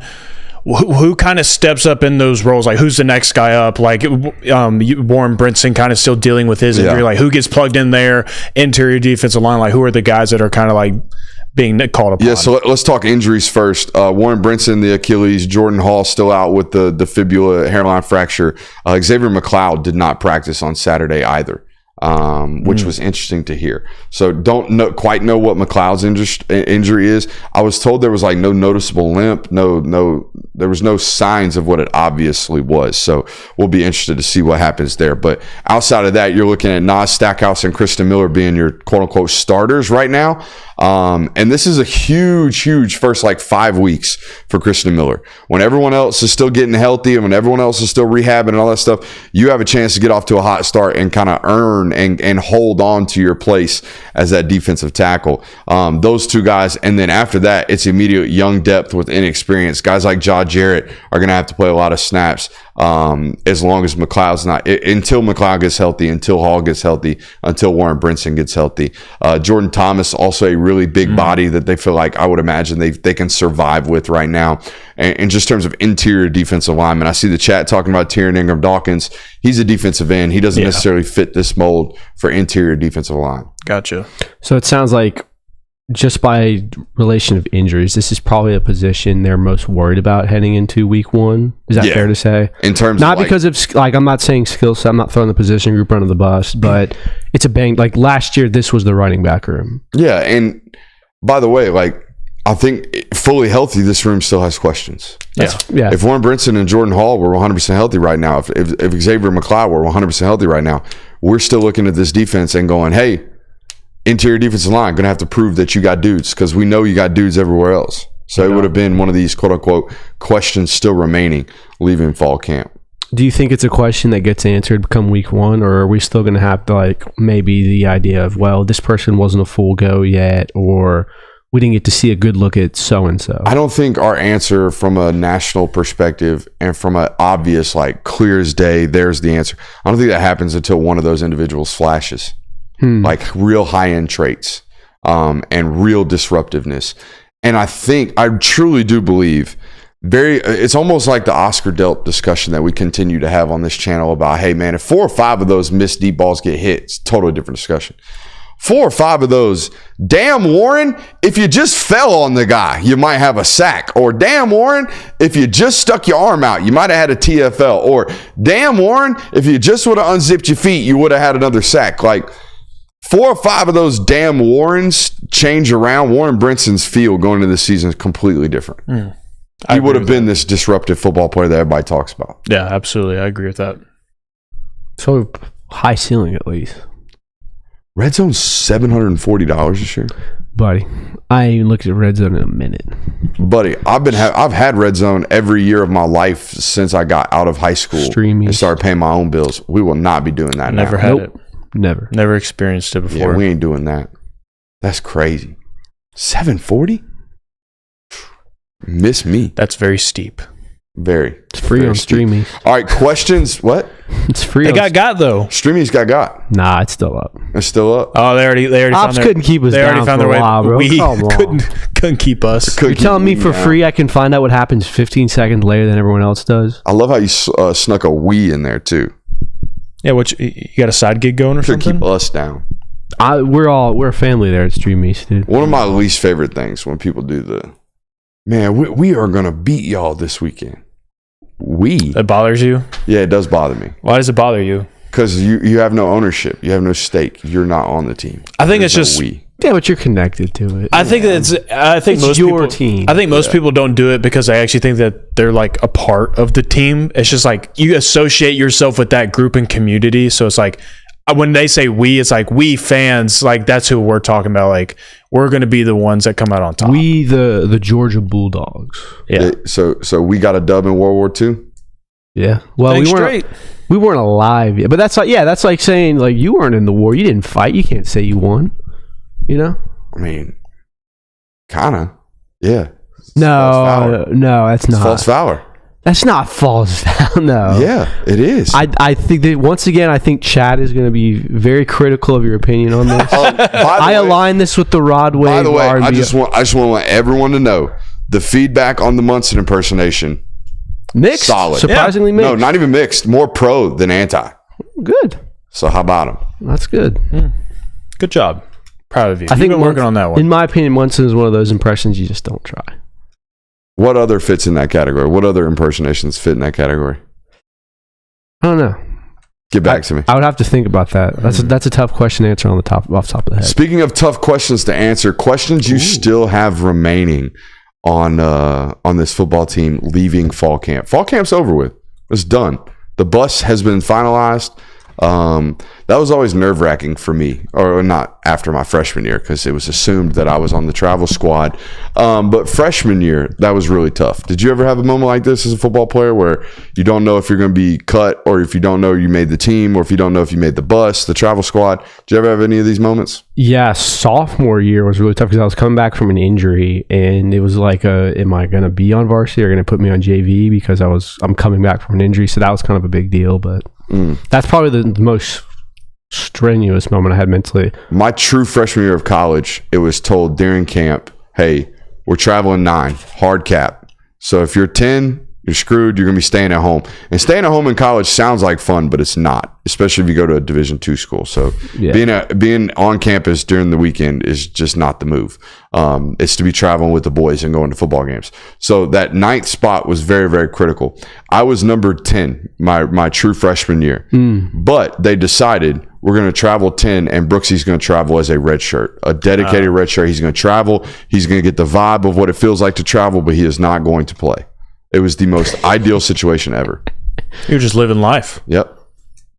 What are you giggling about? Chat's cooking me. Questioning your patriotism. I mean, you're questioning my patriotism. I question y'all's respect for the military. Whoa. That's a hefty allegation. Talk about we did that. No. They did that for you. Yes, and we're very thankful. But to say we... How about that spin? How about that spin? You think I'm anti-America? You're anti-military in the chat right now. Miss me with that. Hey, Dad was in the military for 12 Don't you years. judge my patriotism. Oh, that was an expert spin right there. Are we going to talk about the questions you still have on this roster? The biggest question I had off bat, and we kind of talked about this a little bit, What's the health of, specifically in the defensive line? The health of this team is always going to be a question after everything because you have practice, you have games. You're always going to want to know who's injured, who's not, how are they doing. But specifically the defensive line, I think you just outlined why. It's the biggest question on the team, arguably, and you add all these injuries to it. It's the most concern right now. So what's the health of that? Another one I have is I want to know what the progression of this QB room is. We all know that Carson Beck is a guy. We all know that Carson Beck has supposedly had a really good fall. He's in for a big season. I want to know what Jaden Rashad is doing. I want to know how Ryan Puglisi's kind of grasping this offense. I want to know what Gunnar Stockton's doing because he's supposedly the guy who gets the keys to the car next year. So just seeing how they're all progressing and hearing about things. Exactly. So that's probably one of the other questions. And then what are some of the transfer guys we expect to make an impact this year? We know Trevor Etienne's going to be one of them. Dom Lovett was kind of this last year. Where's the Xavier McLeods? Things like that. I want to know what to what extent is Jake Pope going to have on this defense? So those questions I would like to see answered. That's what I have. Go ahead, Big Bro. All right. The first question I have, and it's because it has been so quiet, and we kind of mentioned how that's a good thing, especially for this position group, means they're just kind of doing their job. I kind of want to get a better feel about the linebacker rotation because you and I were just kind of riffing about this. I think it was last week where we were just kind of hanging out doing work. And it was like, if who's right behind Somali, would it be Jalen Walker that gets plugged in right there at the other inside linebacker spot? Or would it be Troy Bowles? Or would it be, what does the rotation look like there? Or one of the freshmen, one of the next names to be called upon in the linebacker rotation? I think that just because it has been quiet, I just kind of have some questions that I want to kind of get a feel for about that room because it is so loaded and talented. I think it's easy. It's hard to make any judgment calls about who would be up next on that room. What are you grinning about? Chat's going wild now. Oh. I'm joining them. I did have a question about Branson, but you answered that already with your scrimmage notes. Just kind of knowing like how ready is he going to be week one? It sounds like he's on a good track there. I think that's great news, especially with Rob dealing with an injury as well. So having him ready to be right there with Etienne, I think that's huge news for Georgia. And then I just kind of continue to have questions a little bit about the tight end room, about more specifically not anything to do with Oscar and what his role in the offense is going to look like, but week one, what does that room look like? Like, is Jurasic going to be an immediate plug-in week one with Clemson, or is it going to be kind of like we're going to throw Lawson Lucky in there because he has been around here longer and we're still kind of waiting for Jurasic to get his feet wet and kind of get accustomed to the flow of things here? Just kind of interested to see how that room plays out in the first week. Interesting to look at. I'm sitting here dotting the depth chart, or the roster rather, with defensive line names, and there really is no in between. You're either a upperclassman or you just got there. Right, it's Warren Brinson. It's guys like Kristen Miller, who's been there 3 years. It's guys like Nas, who've been there 4 years, and then it's the young people. Right, Jordan Hall's kind of in between these two classes. He's the lone sophomore, but everybody else is either upperclassmen or they just showed up in that defensive line room. It's just, I don't know, something to pay attention to. I got a couple questions. You mentioned just how healthy they are. That's kind of the question always, like you said. Yeah. This time of the year with any football team heading into a college football season. The defensive tackle room is the real issue, though. Mm-hmm. They are really, really banged up. By the way, the metric system makes more sense. Why wouldn't I use it? Get out of here. You are not beating these allegations, bud. Sheesh. Just keep on digging. Take the shovel out of your hand, brother. What are we, the colony still? Just got a major question about how healthy they're going to be in that interior defensive line room. Ja Jarrett obviously gets thrown into that mix there as well. Who will be the starter at corner? Everyone's still got that question out there. I don't think you're going to get an answer to it, as we alluded to earlier on in the show. But I think most importantly, the question I still have is, like, who are the targets on this football team? Mm-hmm. Me and you were doing this exercise today, and Kirby, I would like your input here. If you had to tell me who are the verified known ball receivers and target getters in this offense that you know for a fact that guy's really, really good in our offense and in our conference. Is it fair to say Trevor Etienne can be put on this list? Are we saying? No, are we talking about wide receivers and tight ends. Okay, so Oscar Delp, Dylan Bell, Dom Lovett, 3. You could say Arian Smith should be on this list. He's popped enough times that I think you can't deny the impact he has on it. Not even from a pass catcher standpoint, but the way he changes defense when he's on the field. Yeah, they're cooking you, dude. Yeah, I don't care. It's good. At least they got something to get after in the chat. I'm not putting Arian Smith in this mix. Yeah. I can't righteously or in the right frame of mind say, yeah, guaranteed known thing. Post 2022, are you putting him on the list? Yeah, without last year, if I didn't see last year at all, maybe not, because I would be looking at it and saying, well, he's got 6 receptions. How can we do this? Okay. You know what I mean? So maybe Arian's never in this mix for me. Just because of volume. Just because volume last year, complete inconsistencies. Yeah. Complete inconsistencies. So if he wasn't catching it, he just wasn't staying on the field. So I'd say Dom, Dylan, Oscar are your 3. Like, we know for a fact those are your guys. That's where I settled too. And that's not enough. Right? No. That needs to have more guarantees in it. But the ceiling's higher than it ever was. For sure. In this room. And I think that's what you're kind of buying into this year, where even if the floor is higher too. Yeah. I mean, there's optimism that this question will be answered more so this year than ever before. Right. In my opinion. So I'm good there. Any other questions we have? Not that I can think so. Y'all aren't even funny in this chat, man. Oh. Y'all aren't even funny. Actually, I take that back. Certified football knower is pretty funny. Football knower. That's pretty good right there. That's tough, dude. Getting labeled as the anti-patriot. Like, the things they've labeled to me are getting labeled anti-military is pretty crazy. They've been coming after you. For what? No, I'm just saying, like, last week. They come after me, but I would rather be labeled all the things that they gave me than really hates America. I don't know. Some of the allegations against you last week were... Loving basketball, supporting women's sports is far better than... Bro, you wasn't a little deeper than that, I don't want to hear nothing. You make your own peanut butter. You're just going to have to fall back on that because you hate America. Apparently, my man's tried your PB. Yeah. Well, we were in a hotel room with not much options. Don't start the story like this that. This is interesting. Y'all were in a hotel room spreading. We were on a work trip. You set me up. I mean, we were at SEC Media Days, and we were having romantic by the minute.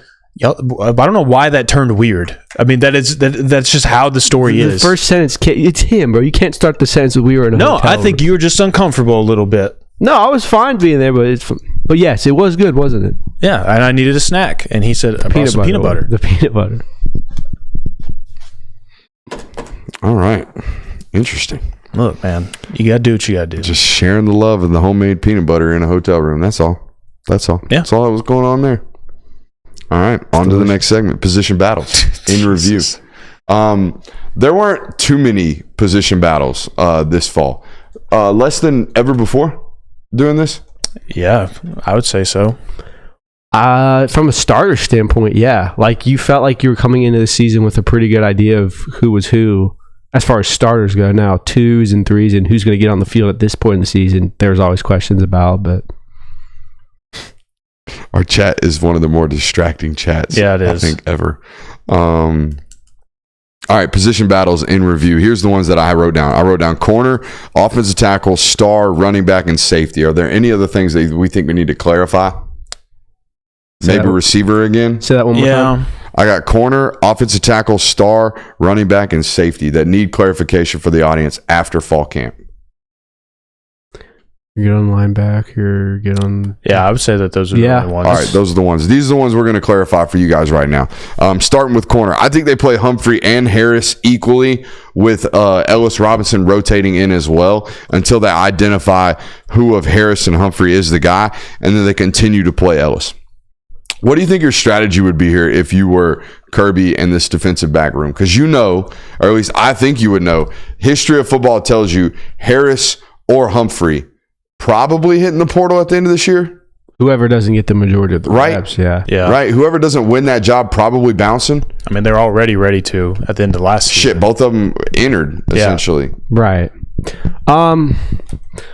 I would keep it, honestly, as a healthy... If you have 2 guys, if it ends up being like you have the situation where it's truly 2 guys that can start for you, that can play true minutes, I would say rotate them enough to... Well, both happy. Figure out their situations, like who's better in hard zones, who's better in man coverage, things such as that. Kind of play that specifically without giving away tendencies, and then kind of be able to mix and match them out throughout the game to keep them both hot. And if one pulls away from the other midseason, we say, wow, Julian Humphrey, for example, is making a lot more plays than Daniel Harris is when it seems to be in, or Daniel Harris seems to be giving up a lot of deep balls. Then I think you have your answer. But until then, I think keep it an even balance, because the reality is practice can go as well as you want, especially for defensive backs, but you don't really know until game time starts, and that's when live bullets start flying. That's when you're really going to see who's the gamers and who's not. Well, I think if anything, what I would do with that is I think you fall back on giving Julian Humphrey the nod because Daniel Harris still has another year, correct? He's just he's a redshirt freshman this year. Yeah, he's a redshirt freshman this year. So I think that you could almost lean on give Julian more reps, but also kind of keep it close. Give him both a fair amount of run, but Julian gets the nod a little bit more because this is his money-making year. This is the year where he could potentially make the leap to the NFL. And then also if Dalen Everett, who we expect to have a good season this year as well, you could be in a situation where Julian Humphrey goes to the NFL, Dalen Everett goes to the NFL, and then you have Daniel Harris and Ellis Robinson as your next year, and you don't lose any of them. You don't lose the guy that, quote-unquote, loses the battle. I think the whole idea that Dalen Everett is trash is one of the sadder things that I've seen. Because he's not. Dalen Everett's a really good football player. Yeah, that's one of those things where, and being a Georgia fan, there always has to be one player you're mad at. Yeah. No matter what season it is, no matter how good someone plays, no matter how many plays they make, no matter how consistent they are, there always has to be one player. And when you have a cornerback like Kamari Lassiter, who did what he did last season, the opposite guy's going to get picked on by offenses more just because he might not be on the same echelon. He very well could be this season, but because of that, as a result of that, the take immediately became, well, Dalen Everett's not very good. So it was unfortunate that happened because it was kind of Kamari Lassiter's fault because he was so good, but not even just Kamari. I mean, think of every single defensive back that Dalen Everett was playing alongside last year. It was Javon Bullard, Malachi Starks, Tyke Smith, and Kamari Lassiter. All four of those football players, one is going to be an NFL contributor on Sundays. The other three are going to be this year for NFL organizations. So the fact that Dalen Everett was being compared amongst that group of defensive backs in the secondary for Georgia, it's a lose-lose situation because someone is going to be one of the lesser knowns in that group, and it just happened to be Dalen Everett, but he was still playing well. It was just that he wasn't maybe measuring up to the other guys that were in their last year of college football or about to be in the NFL. 6'1.5". 197 pounds, 4.38. That'll play. That's Dalen Everett. That'll play all day. That's a pretty smart defensive player. Just trash football player.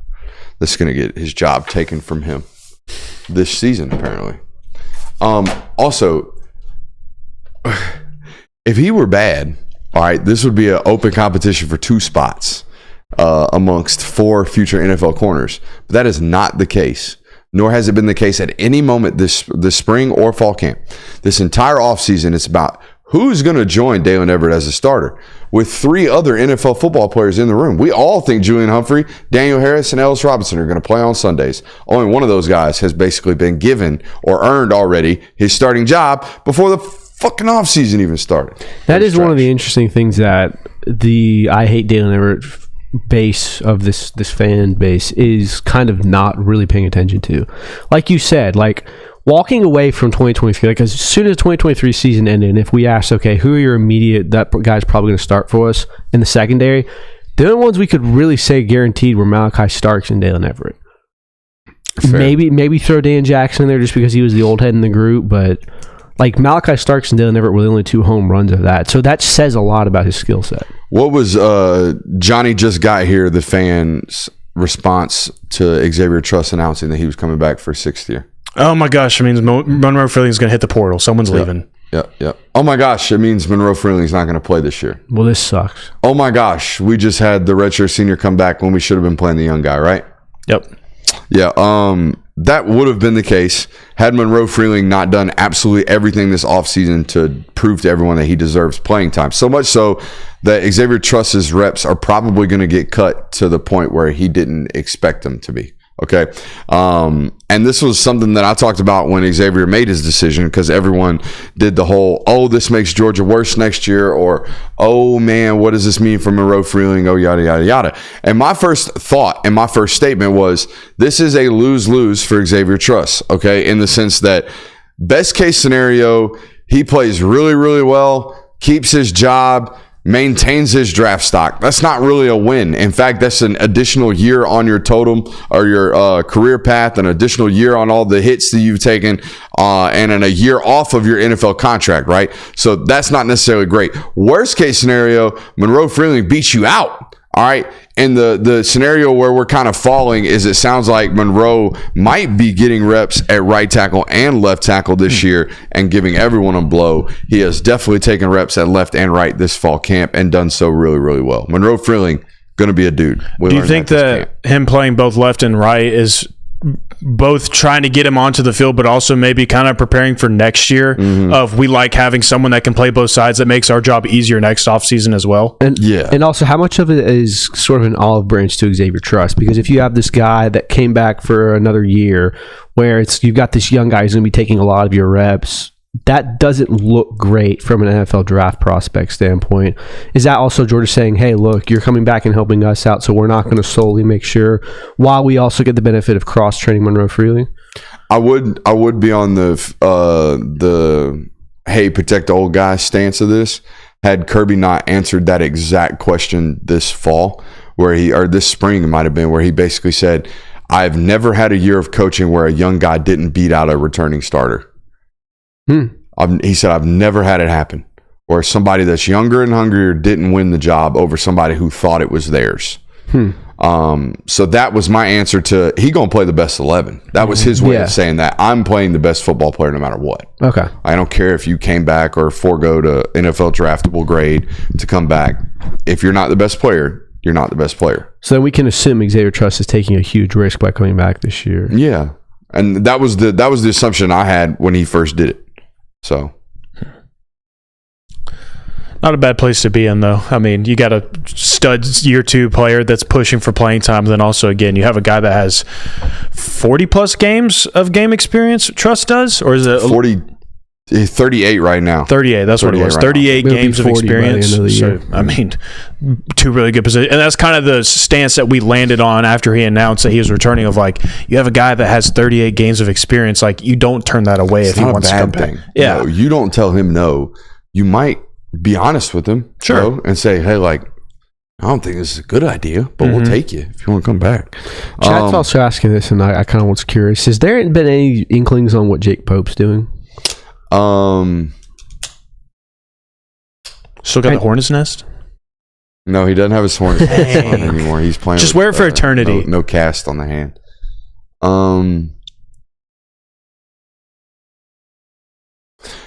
Good depth. Great special teams player. I think there's something to take note of the fact that he transferred at a different time than Travaris Robinson. That makes sense? Those two weren't a package. Right. Mm-hmm. They didn't come over here together. He transferred Jake Pope left Travaris's room to come to Georgia. Yeah. Travaris Robinson showed up to coach that room at Georgia a week later. Correct me if I'm wrong. He was before Saban retired too, wasn't he? So, yes. Okay. He hit the transfer portal mid-December. Okay. So there's that. Gotcha. Because it seemed like, and granted, this is an inter-squad scrimmage in the spring, but he had a lot of flash plays where I was like, dang, tremendous amount of flash plays. Jake Pope looked great today. That was kind of the last really you heard of him from the mainstream comfortable in the defense, had no transition really coming from Alabama, picked it up really, really well. He's physically prepared to play in the SEC, but he's fourth right now, maybe even fifth behind Ja'Cory Thomas back there at safety. Right, it would be Malachi Starks, Dan Jackson, probably definitely KJ Bolden, then maybe Ja'Cory Thomas, then maybe Jake Pope. Ja'Cory and Jake might be flip-flop there, but either way, he's quite a bit of ways from being the guy back there at safety. Yeah, gotcha. There you go. Brooks hates guitar solos. Absolutely. What? I'm just kidding. I was about to say you're going to absolute heater. I'm just leaning in at this point. So that handles offensive line. Let's head over to the star position. It was a big one, especially coming out of the spring. Everybody was like, "Ooh, man, we're going to need some development here from Jonah Aguero." By the way, we're going to start looking for some potential solutions. If he's not the answer come this fall, we're going to give him some opportunity to grow. Sounds like he has done exactly that. I think Ja'Cory Thomas has earned the opportunity to get reps and get playing time. And I don't know if that's at safety. I don't know if that's at star. I know he's cross-trained at both. Probably an avenue for him to get playing time at star a little bit earlier than it is at safety based off what we just told you. However, I think Jonell's done everything imaginable from a prospect standpoint, like his ceiling as a football player, but also from a performance standpoint, he's played really well this fall camp, it sounds like, and he is the one that's going to be the guy at the star position, despite the fact, like I said, I think I personally believe Ja'Cory Thomas has done enough to earn playing time on this roster, and is certainly viewed as one of the leaders of this defense. I just don't know where the playing time is for him since Jonell has kind of answered. Yeah, and that's never really been a position that they've rotated once they know who their guy is. The only time that I can really think of them even rotating names was 2021, where they were kind of experimenting a little bit, and during the 2020 season as well, they were kind of figuring things out as well. But other than that, like once they find out who their guy is at star, it's just kind of known like that's who it is, that's who they play right there. Got any thoughts on star? It's going to be very interesting to see. I think that's one of the positions you'll find out very quickly as to how ready Jonell Aguero is, because you'd have to imagine that Clemson has somewhat heard all the buzzings around it and kind of watched Georgia spring film a little bit. You'd have to imagine they're going to try to attack the slot vertically. Mm-hmm. So you're very quickly going to find out how ready Jonell Aguero is for this game, for this team, how ready he is to take over that position, because you had a very good player last year in Tyke Smith. Brooks plays Foursquare at Circle K. No, Brooks is anti-Foursquare. Brooks never played Foursquare. You know why? Because real athletes were playing dodgeball during recess, you pansy. Get out of here. Foursquare was a good switch-up game every now and then, though. Yeah, if you got out in dodgeball and had to go play a soft man's game. We didn't have enough balls for dodgeball. We had like 3 or 4 balls at recess. We were a kickball school. Kickball's fun. Checks out. What does that mean? Man, you just on one. Why you throwing so much shade, man? I'm just defensive right now because the chat's coming to me. That's all. You did this on yourself. I did. I brought it on yourself. That's what I get. Saying we didn't win. That's what I get for being pro-military. You know, I hear being pro-military. Double down on it. You're not getting away with this. Everybody say I'm anti-American. You're not getting away with this one, bro. Wall ball elite. Wall ball was elite. That's a good pull. I'm agreeing with that one. Mm-hmm. I can't remember the exact, like, obviously there were certain rules of wall ball, but what was it when you, everyone froze? We called it glue. Glue. Why did that happen? You could just call it randomly? Well, for us, the way we played it was... No, it's glue. For us, it was, if they got really far away from the wall, you would say glue, hoping that they couldn't get it there. Yeah, it couldn't get there in time. And so then you could get them out. Yeah. And anyone could call it at any time? Yeah, as soon as you got the ball, they could call glue. Love a call glue. You know, it was fun playing jackpot and doing mystery box for the kid you hate. And it's always minus 10,000. Minus 10,000. You go home, quit. Minus 100 million. I quit. And then the friend gets sore loser. Oh, jackpot! You win already. Or the best one was, I promise it's not glue. Super glue. Oh man, you get all these flashbacks. I was at the sidebar here. I was at the playground yesterday, and there was this one kid who all of his friends were obviously looking to him to decide what they were going to do, and that little shit was so manipulative. So manipulative. Hey, anybody who gets the football can be my best friend forever. And like the kids are terrible. Little kid will run over there and get the football, and he's like, "I was just kidding. You're not my best friend. He's my best friend." It was so funny to watch. And your idea of jackpot, I swear it's not negative 10,000. Dude, kids as soon as Johnny catches it, ha! Negative 10,000. I hate you. Kids are some of the worst people in the world. Just absolutely horrible. Just pure menaces. Except for my kids. My kids are great. Well, yeah, but to other kids, probably not. You'll probably get to a point where you'll see your kids interacting and be like, damn, that was cold. Running back room. Lots of questions going into fall camp about what it was going to ultimately look like. Obviously, Roger Robinson dealing with the toe injury. It sounds like to me right now, going into game one, Etienne and Branson will be your primary backs. And honestly, it sounds to me like Nate Frazier is going to have some type of role as early as game one within this backfield, boys. It's weird to think about how much difference a year makes, because last year this was the thinnest room. This was the room where, like, do we even have a starter come week one? Yeah. And now it's more basically, we've got the pick of the litter. We've got a freshman who's lighting things up. We've got an injured guy that flashed his freshman season who's now coming back healthy. We've got a transfer that's supposedly going to be great for us. We've got a rising sophomore who's really, really good, showed some really good things in his freshman season last year. Like, it's almost like you can't go wrong, and you've never felt that. You haven't felt that way in the last 3 or 4 years under a Kirby Smart offense. So, very exciting stuff in the running back room.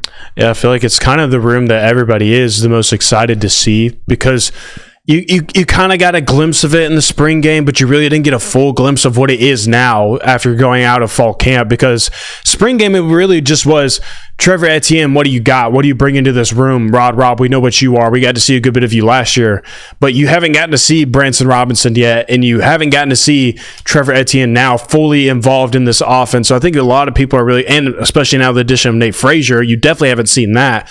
I think that's the room that me specifically, I'm really excited to see for the first game of the week, just to kind of see it with my own eyes finally. Brooks gets his coffee with vanilla. If you're not putting sugar-free vanilla in your black coffee, you just don't like good things. And I'm sorry. That's unfortunate for you.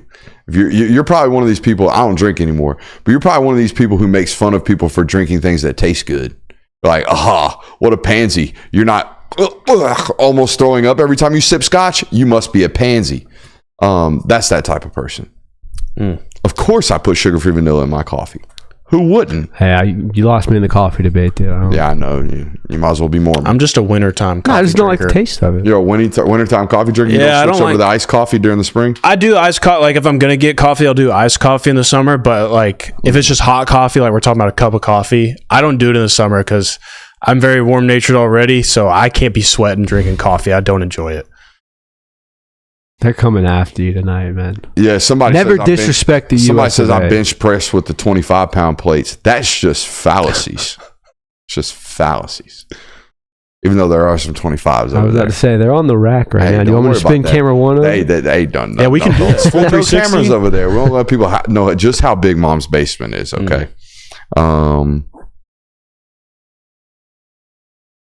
Safeties? This is a question going into fall camp about, hey, who's going to be the guy next to Malachi Starks? Is it going to indeed be Dan Jackson? It's going to be Dan Jackson, but I think KJ Bolden finds playing time relatively quickly. That's something we certainly learned this fall camp. That's the biggest question around the safety room. We all know Malachi Starks is a proven thing. I mean, to the point of Dan Jackson is also a proven commodity. We've seen him for 2.5 years now be a true starter and be an SEC player by all things considered. So the biggest question is, what impact can KJ Bolden make? How big is that? How high is that ceiling, and how soon can he reach that ceiling? Here's my question for this would be like, do you think that there is any, and I know this is going to almost sound absurd to ask because knowing who Malachi Starks is, but do you think there is anything that maybe KJ could do better than Malachi? Like maybe one thing that KJ just really specializes in that he could do better than Malachi? No. Okay. I didn't think so, but maybe cover ground. Okay. Maybe. But Malachi's faster. KJ's instinctually, I think, a little bit more natural. I'm just trying to think about like how they would, like, if when they're both on the field, what exactly would they be asking? Like, would they be asking them to do anything different than one another? No. Okay. Whereas when Dan Jackson and Malachi are on the field, if one of them has to go play man coverage, Malachi's going to do it. Exactly. Right. But with KJ and Dan, or KJ and Malachi on the field, the both of them, they're the same. Gotcha. One does things better slightly than the other one right now. So I would imagine. Top 5 most impactful players of the season? Let's do it. I have 3 OLIs, and I'm going to go 5-1. Outside looking in, Malachi Starks, Mykel Williams, Carson Beck, they are certainly impactful. They will be impactful. I thought it was a little too easy to put them on this list. So here we go, 5-1. Number 5, Jonel Aguero. His performance and the level at which he plays is vital in this defense. It obviously always is. The star position player can oftentimes be the most impactful football player on Georgia's defense. Look no further than last year's box score. You look into the stats last year, Tyke Smith led the team in tackles, led the team in TFLs, led the team in interceptions, all from the star position. That is what this spot does for this defense. Jared Wilson, a super important and an impactful football player this fall for the University of Georgia offense. I've always told you, I think he's really, really talented. Excited to see what kind of creativity they do with someone who is this athletically gifted at this spot. However, I don't just assume you're a known commodity in this conference. I assume there's going to be growing pains. I'm interested to see what they look like ultimately. Nazir Stackhouse's further development and further growth on this interior defensive line is pivotal, not only from a performance standpoint, but from a leadership standpoint, okay? We talk about the ups and down nature of Warren Brinson's performances. I would imagine that up and down nature comes with his leadership standards as well. Nazir Stackhouse will not have the ability to allow that to happen in that room. He's going to have to be a sturdy leader in that position group all year round. Trevor Etienne, obvious why he makes the list for an impactful purposes. I think his explosivity needed on this offense is very paramount. Number one, Colby Young. I've talked about it ad nauseum. He has got to develop into a dominant X receiver for Dillon Bell to ultimately return to form. I'll piggyback off yours because we had some interlocking. And Colby Young is going to be very important because it's going to change the way this offense looks once Dillon Bell gets to be Dillon Bell again, exactly like you said. Dom Lovett's going to be the other really important receiver this year because if he is the Dom Lovett of Missouri that everyone expected him to be last year, this offense is going to be lethal. They're going to be very productive in the passing game. Dom Lovett might be the 1,000-yard receiver. We'll always have that discussion until it happens. Also, Michael Williams is going to be the most important defensive piece in the front seven, that is, just because of how he can affect the run game from the edges, how he can get over after the passer. He's a first-round pick waiting to happen. We all know that. I put Peyton Woodring on here just because it's very important to make special teams plays. You can guarantee me you go 100% on extra points and you make all your field goals. That is a valuable asset to have where you don't have... Talking guarantees? Yeah, or you can say 90%, like no wasted drives. You can almost guarantee your check will be short this month for mentioning special teams players on Impact Football Players list. It's all right. You can almost guarantee it. It's all right. You know what? Take that off my list. I'll die on the hit. Yeah. take Brett Thorson off your list. But no, he's going to be very important. And then who's the other two I had? Oh, CJ Allen's also going to be extremely important. I think the Mike linebacker position has always been sort of the focal point of Georgia's defense. Mike. You look at the N'Kobe Deans, you look at the Roquan Smiths, you look at the Pops of the world. All those guys, like you've always had to have a solid Mike linebacker. I think CJ Allen's going to be very ready to step in that role.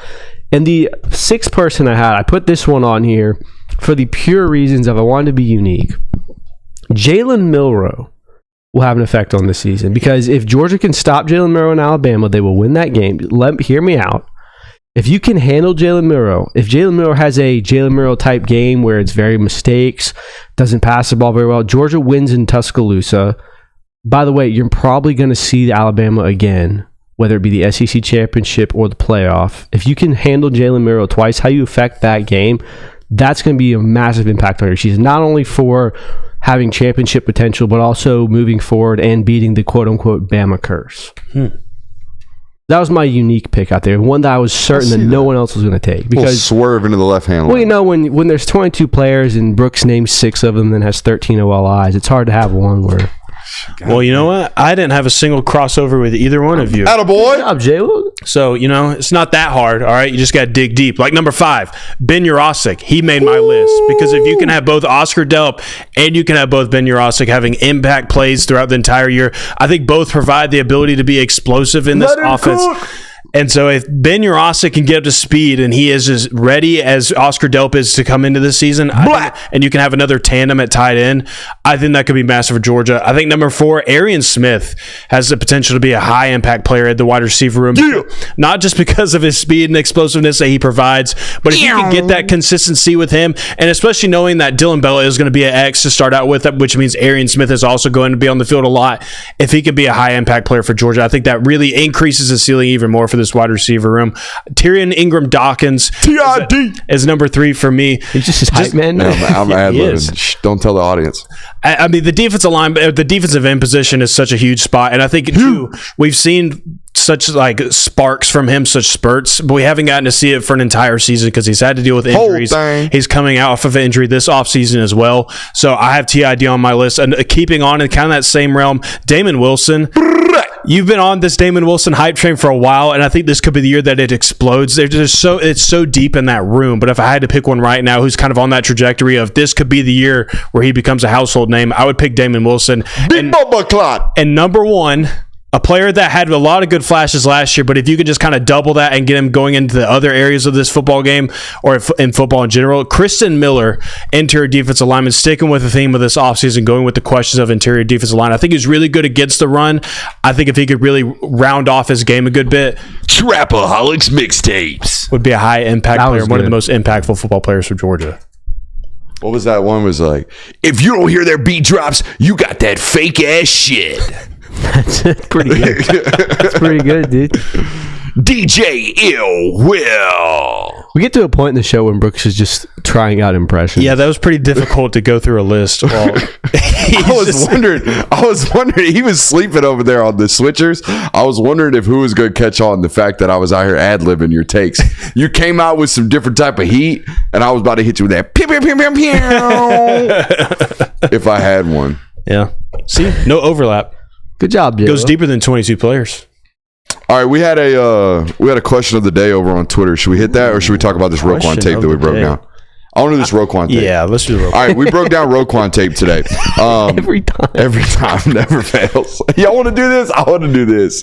Don't care. What should we do? This is what we should do. What should we do? I got you. We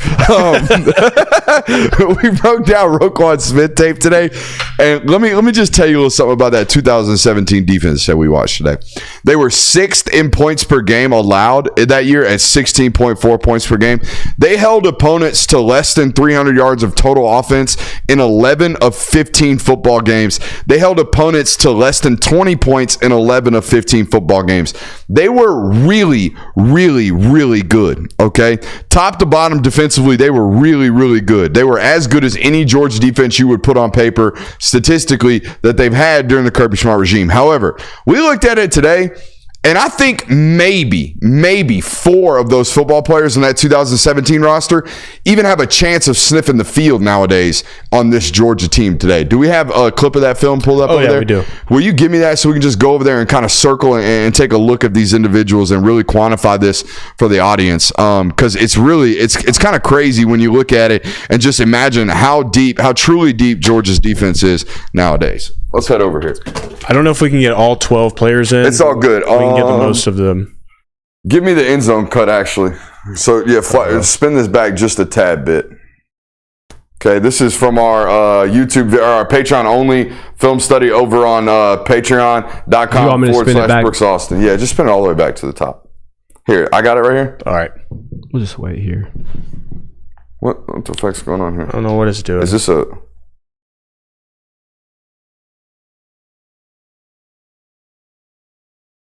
Type in huddle right here. Little on, I got it. Little on-air editing right here. All right, so let's shrink those. Everybody's like, Brooks, who's your film plug? Don't worry about it, buddy. Don't worry about it, buddy. All right, let's go to this Auburn. If you comment 100 likes in the chat. And 100 likes and I expose the 100 likes, I'll expose it for you. Is this 2017? This looks like the first road game. That's 2017 Auburn. This is 2017 road game. All right, here we go. All right, so this guy obviously starts. That's Roquan Smith. He's playing for sure. All right, who else we got? This is Lorenzo Carter. I'm going to go ahead and put him on the roster. Agreed. He's playing. Yeah. Okay, so him and Michael Williams are going to go out in the alley and fight it out to see who's the alpha. All right, so we're going to see that. Now, DeAndre Baker, we're giving that one. I agree with that. Right. He would be competing for a starting spot this year. It wouldn't be no competing. It'd be DeAndre Baker. Who's the other one? Well, that's not Thorpe Award winning DeAndre Baker. That's 2017 DeAndre Baker. That was very good, correct, but not the DeAndre Baker we all know. Fair testimony there. All right, this right here is J.R. Reed, I believe. Or maybe the other side's J.R. Reed. That is Dominic Sanders. Yeah, so this is J.R. Reed right here. All right, J.R. Reed. Yay or nay? Is he starting over Dan Jackson this year? I think so. I would put him over Dan Jackson. I think so too. All right, so those are our 4. 4 of 11 got opportunities to really get playing time here. And oh, by the way, one of them's just the greatest of all time. Mm-hmm. Just the greatest linebacker to ever play at Georgia. He's right there. He's a guarantee. Tackles is crazy. Huh? 130 tackles. Yeah, 130 tackles was absurd. And by the way, we saw it on that film study we were watching. We saw where Roquan is taking rep after rep after rep. They give him a breather, and the other guy goes in there. And the other guy is just Tay Crowder, who's a 4-year vet in the NFL at this point, right? A really good player. Looks totally not even up to close to par of Roquan. That's why Roquan played as much as he did. And plus, it was when we watched the Georgia Tech game, did he have 10 solos in the Auburn game or Georgia Tech? 10 solos in the Auburn game, 8 solos in the first half alone against Georgia That's what Tech. it was. But 10 solos against Auburn, and from now, the most recent player to do that, Lewis Seen in 2020. It's been that long. 2020. It's been a while since anybody's put up the amount of production that Roquan did. Where do you think Davin Bellamy would fall in this category? Because I would say he was one of the better players on this defense looking at it right now. Like there's Malcolm Parrish, there's Reggie Carter, Tyler Clark. So Davin Bellamy, 6'4" and a quarter, 245-pound human? Yeah. Yes. So he's playing modern Jack now in this roster? Correct. Mm-hmm. All right, so is he playing over Michael Williams? Nope. No. Is he playing over Chaz Chambliss? Yes. Yes. I would think so. I'm going yes. I would give him the physical edge, but They love that boy Chaz. I'm going to say yes, though. All right. Is he playing over Damon Wilson? probably Not this year. Damon Wilson's going to get the burn. I feel like he looks like Robert Beal did for most of Robert Beal's career, where it's like, hey, if Nolan needs a breather, you can get in. If Michael needs a breather, Davin, you're up. Yeah. If Damon can't go, you're up. Yeah, the only other player that I would give an argument for is Tyler Clark. I think an interior defensive line guy. I think he was a solid piece to the interior for that team. I think he has a place on this year's football team. Tyler Clark, sneaky disappointment for me. I thought Tyler Clark was as physically gifted and showed flashes of being what Devontae Wyatt was. Ooh, you know who I might be a sleeper of it, and obviously not for. You going John Atkins me? No, Trenton Thompson's on this roster. Come on, dog. Come on, dog. I'm not with that one. Yeah, I'm not with that. Freshman Trenton Thompson was kind of elite. USFL Trent Thompson? No. Freshman Trenton Thompson. How many of these guys are still playing, by the way? Yes. Yes. Lorenzo's with the Falcons. Yes. Yes. I don't know if Tay's still in the league. Across the board? Who's in the slot there? That is, you know who that is? That's Aaron Davis. Yeah, Tay's a free agent. That's Tay's a free agent. That's former walk-on Aaron Davis. So only 2 guys on the field right now? DeAndre isn't on a roster right now, right? DeAndre Baker? No, he's not. And if he is, he's on practice squad. Malcolm Parrish, no. Dominic Sanders, no. Devin Bellamy, no. Tyler Clark, no. I can't see who the other tackle is. That's John Atkins. Yeah, John Atkins, he's not. Yeah, no. Yeah, Baker's with the DC Defenders of the UFL. Man, aged like spoiled milk, didn't it? Well, I mean, Yeah. the average NFL career is 6 years, and this was 7 seasons ago. I'm here to tell you right now, 3 years from now, ain't nobody on that. Well, never mind. Well, Lewis Seen might have saved his roster spot. He played really well. Okay, but I'm just thinking that 2021, 2022 years, I feel like 3 or 4 years from now, we're going to look up and everybody's still going to be in the league. Personally. I mean, I think even if it didn't work out in Minnesota for Lewis Seen, someone's giving that another shot. Facts. All right, we're way over. Appreciate you guys for watching us tonight. We will be back tomorrow. Love you. Make sure you hit that thumbs up button on your way out. See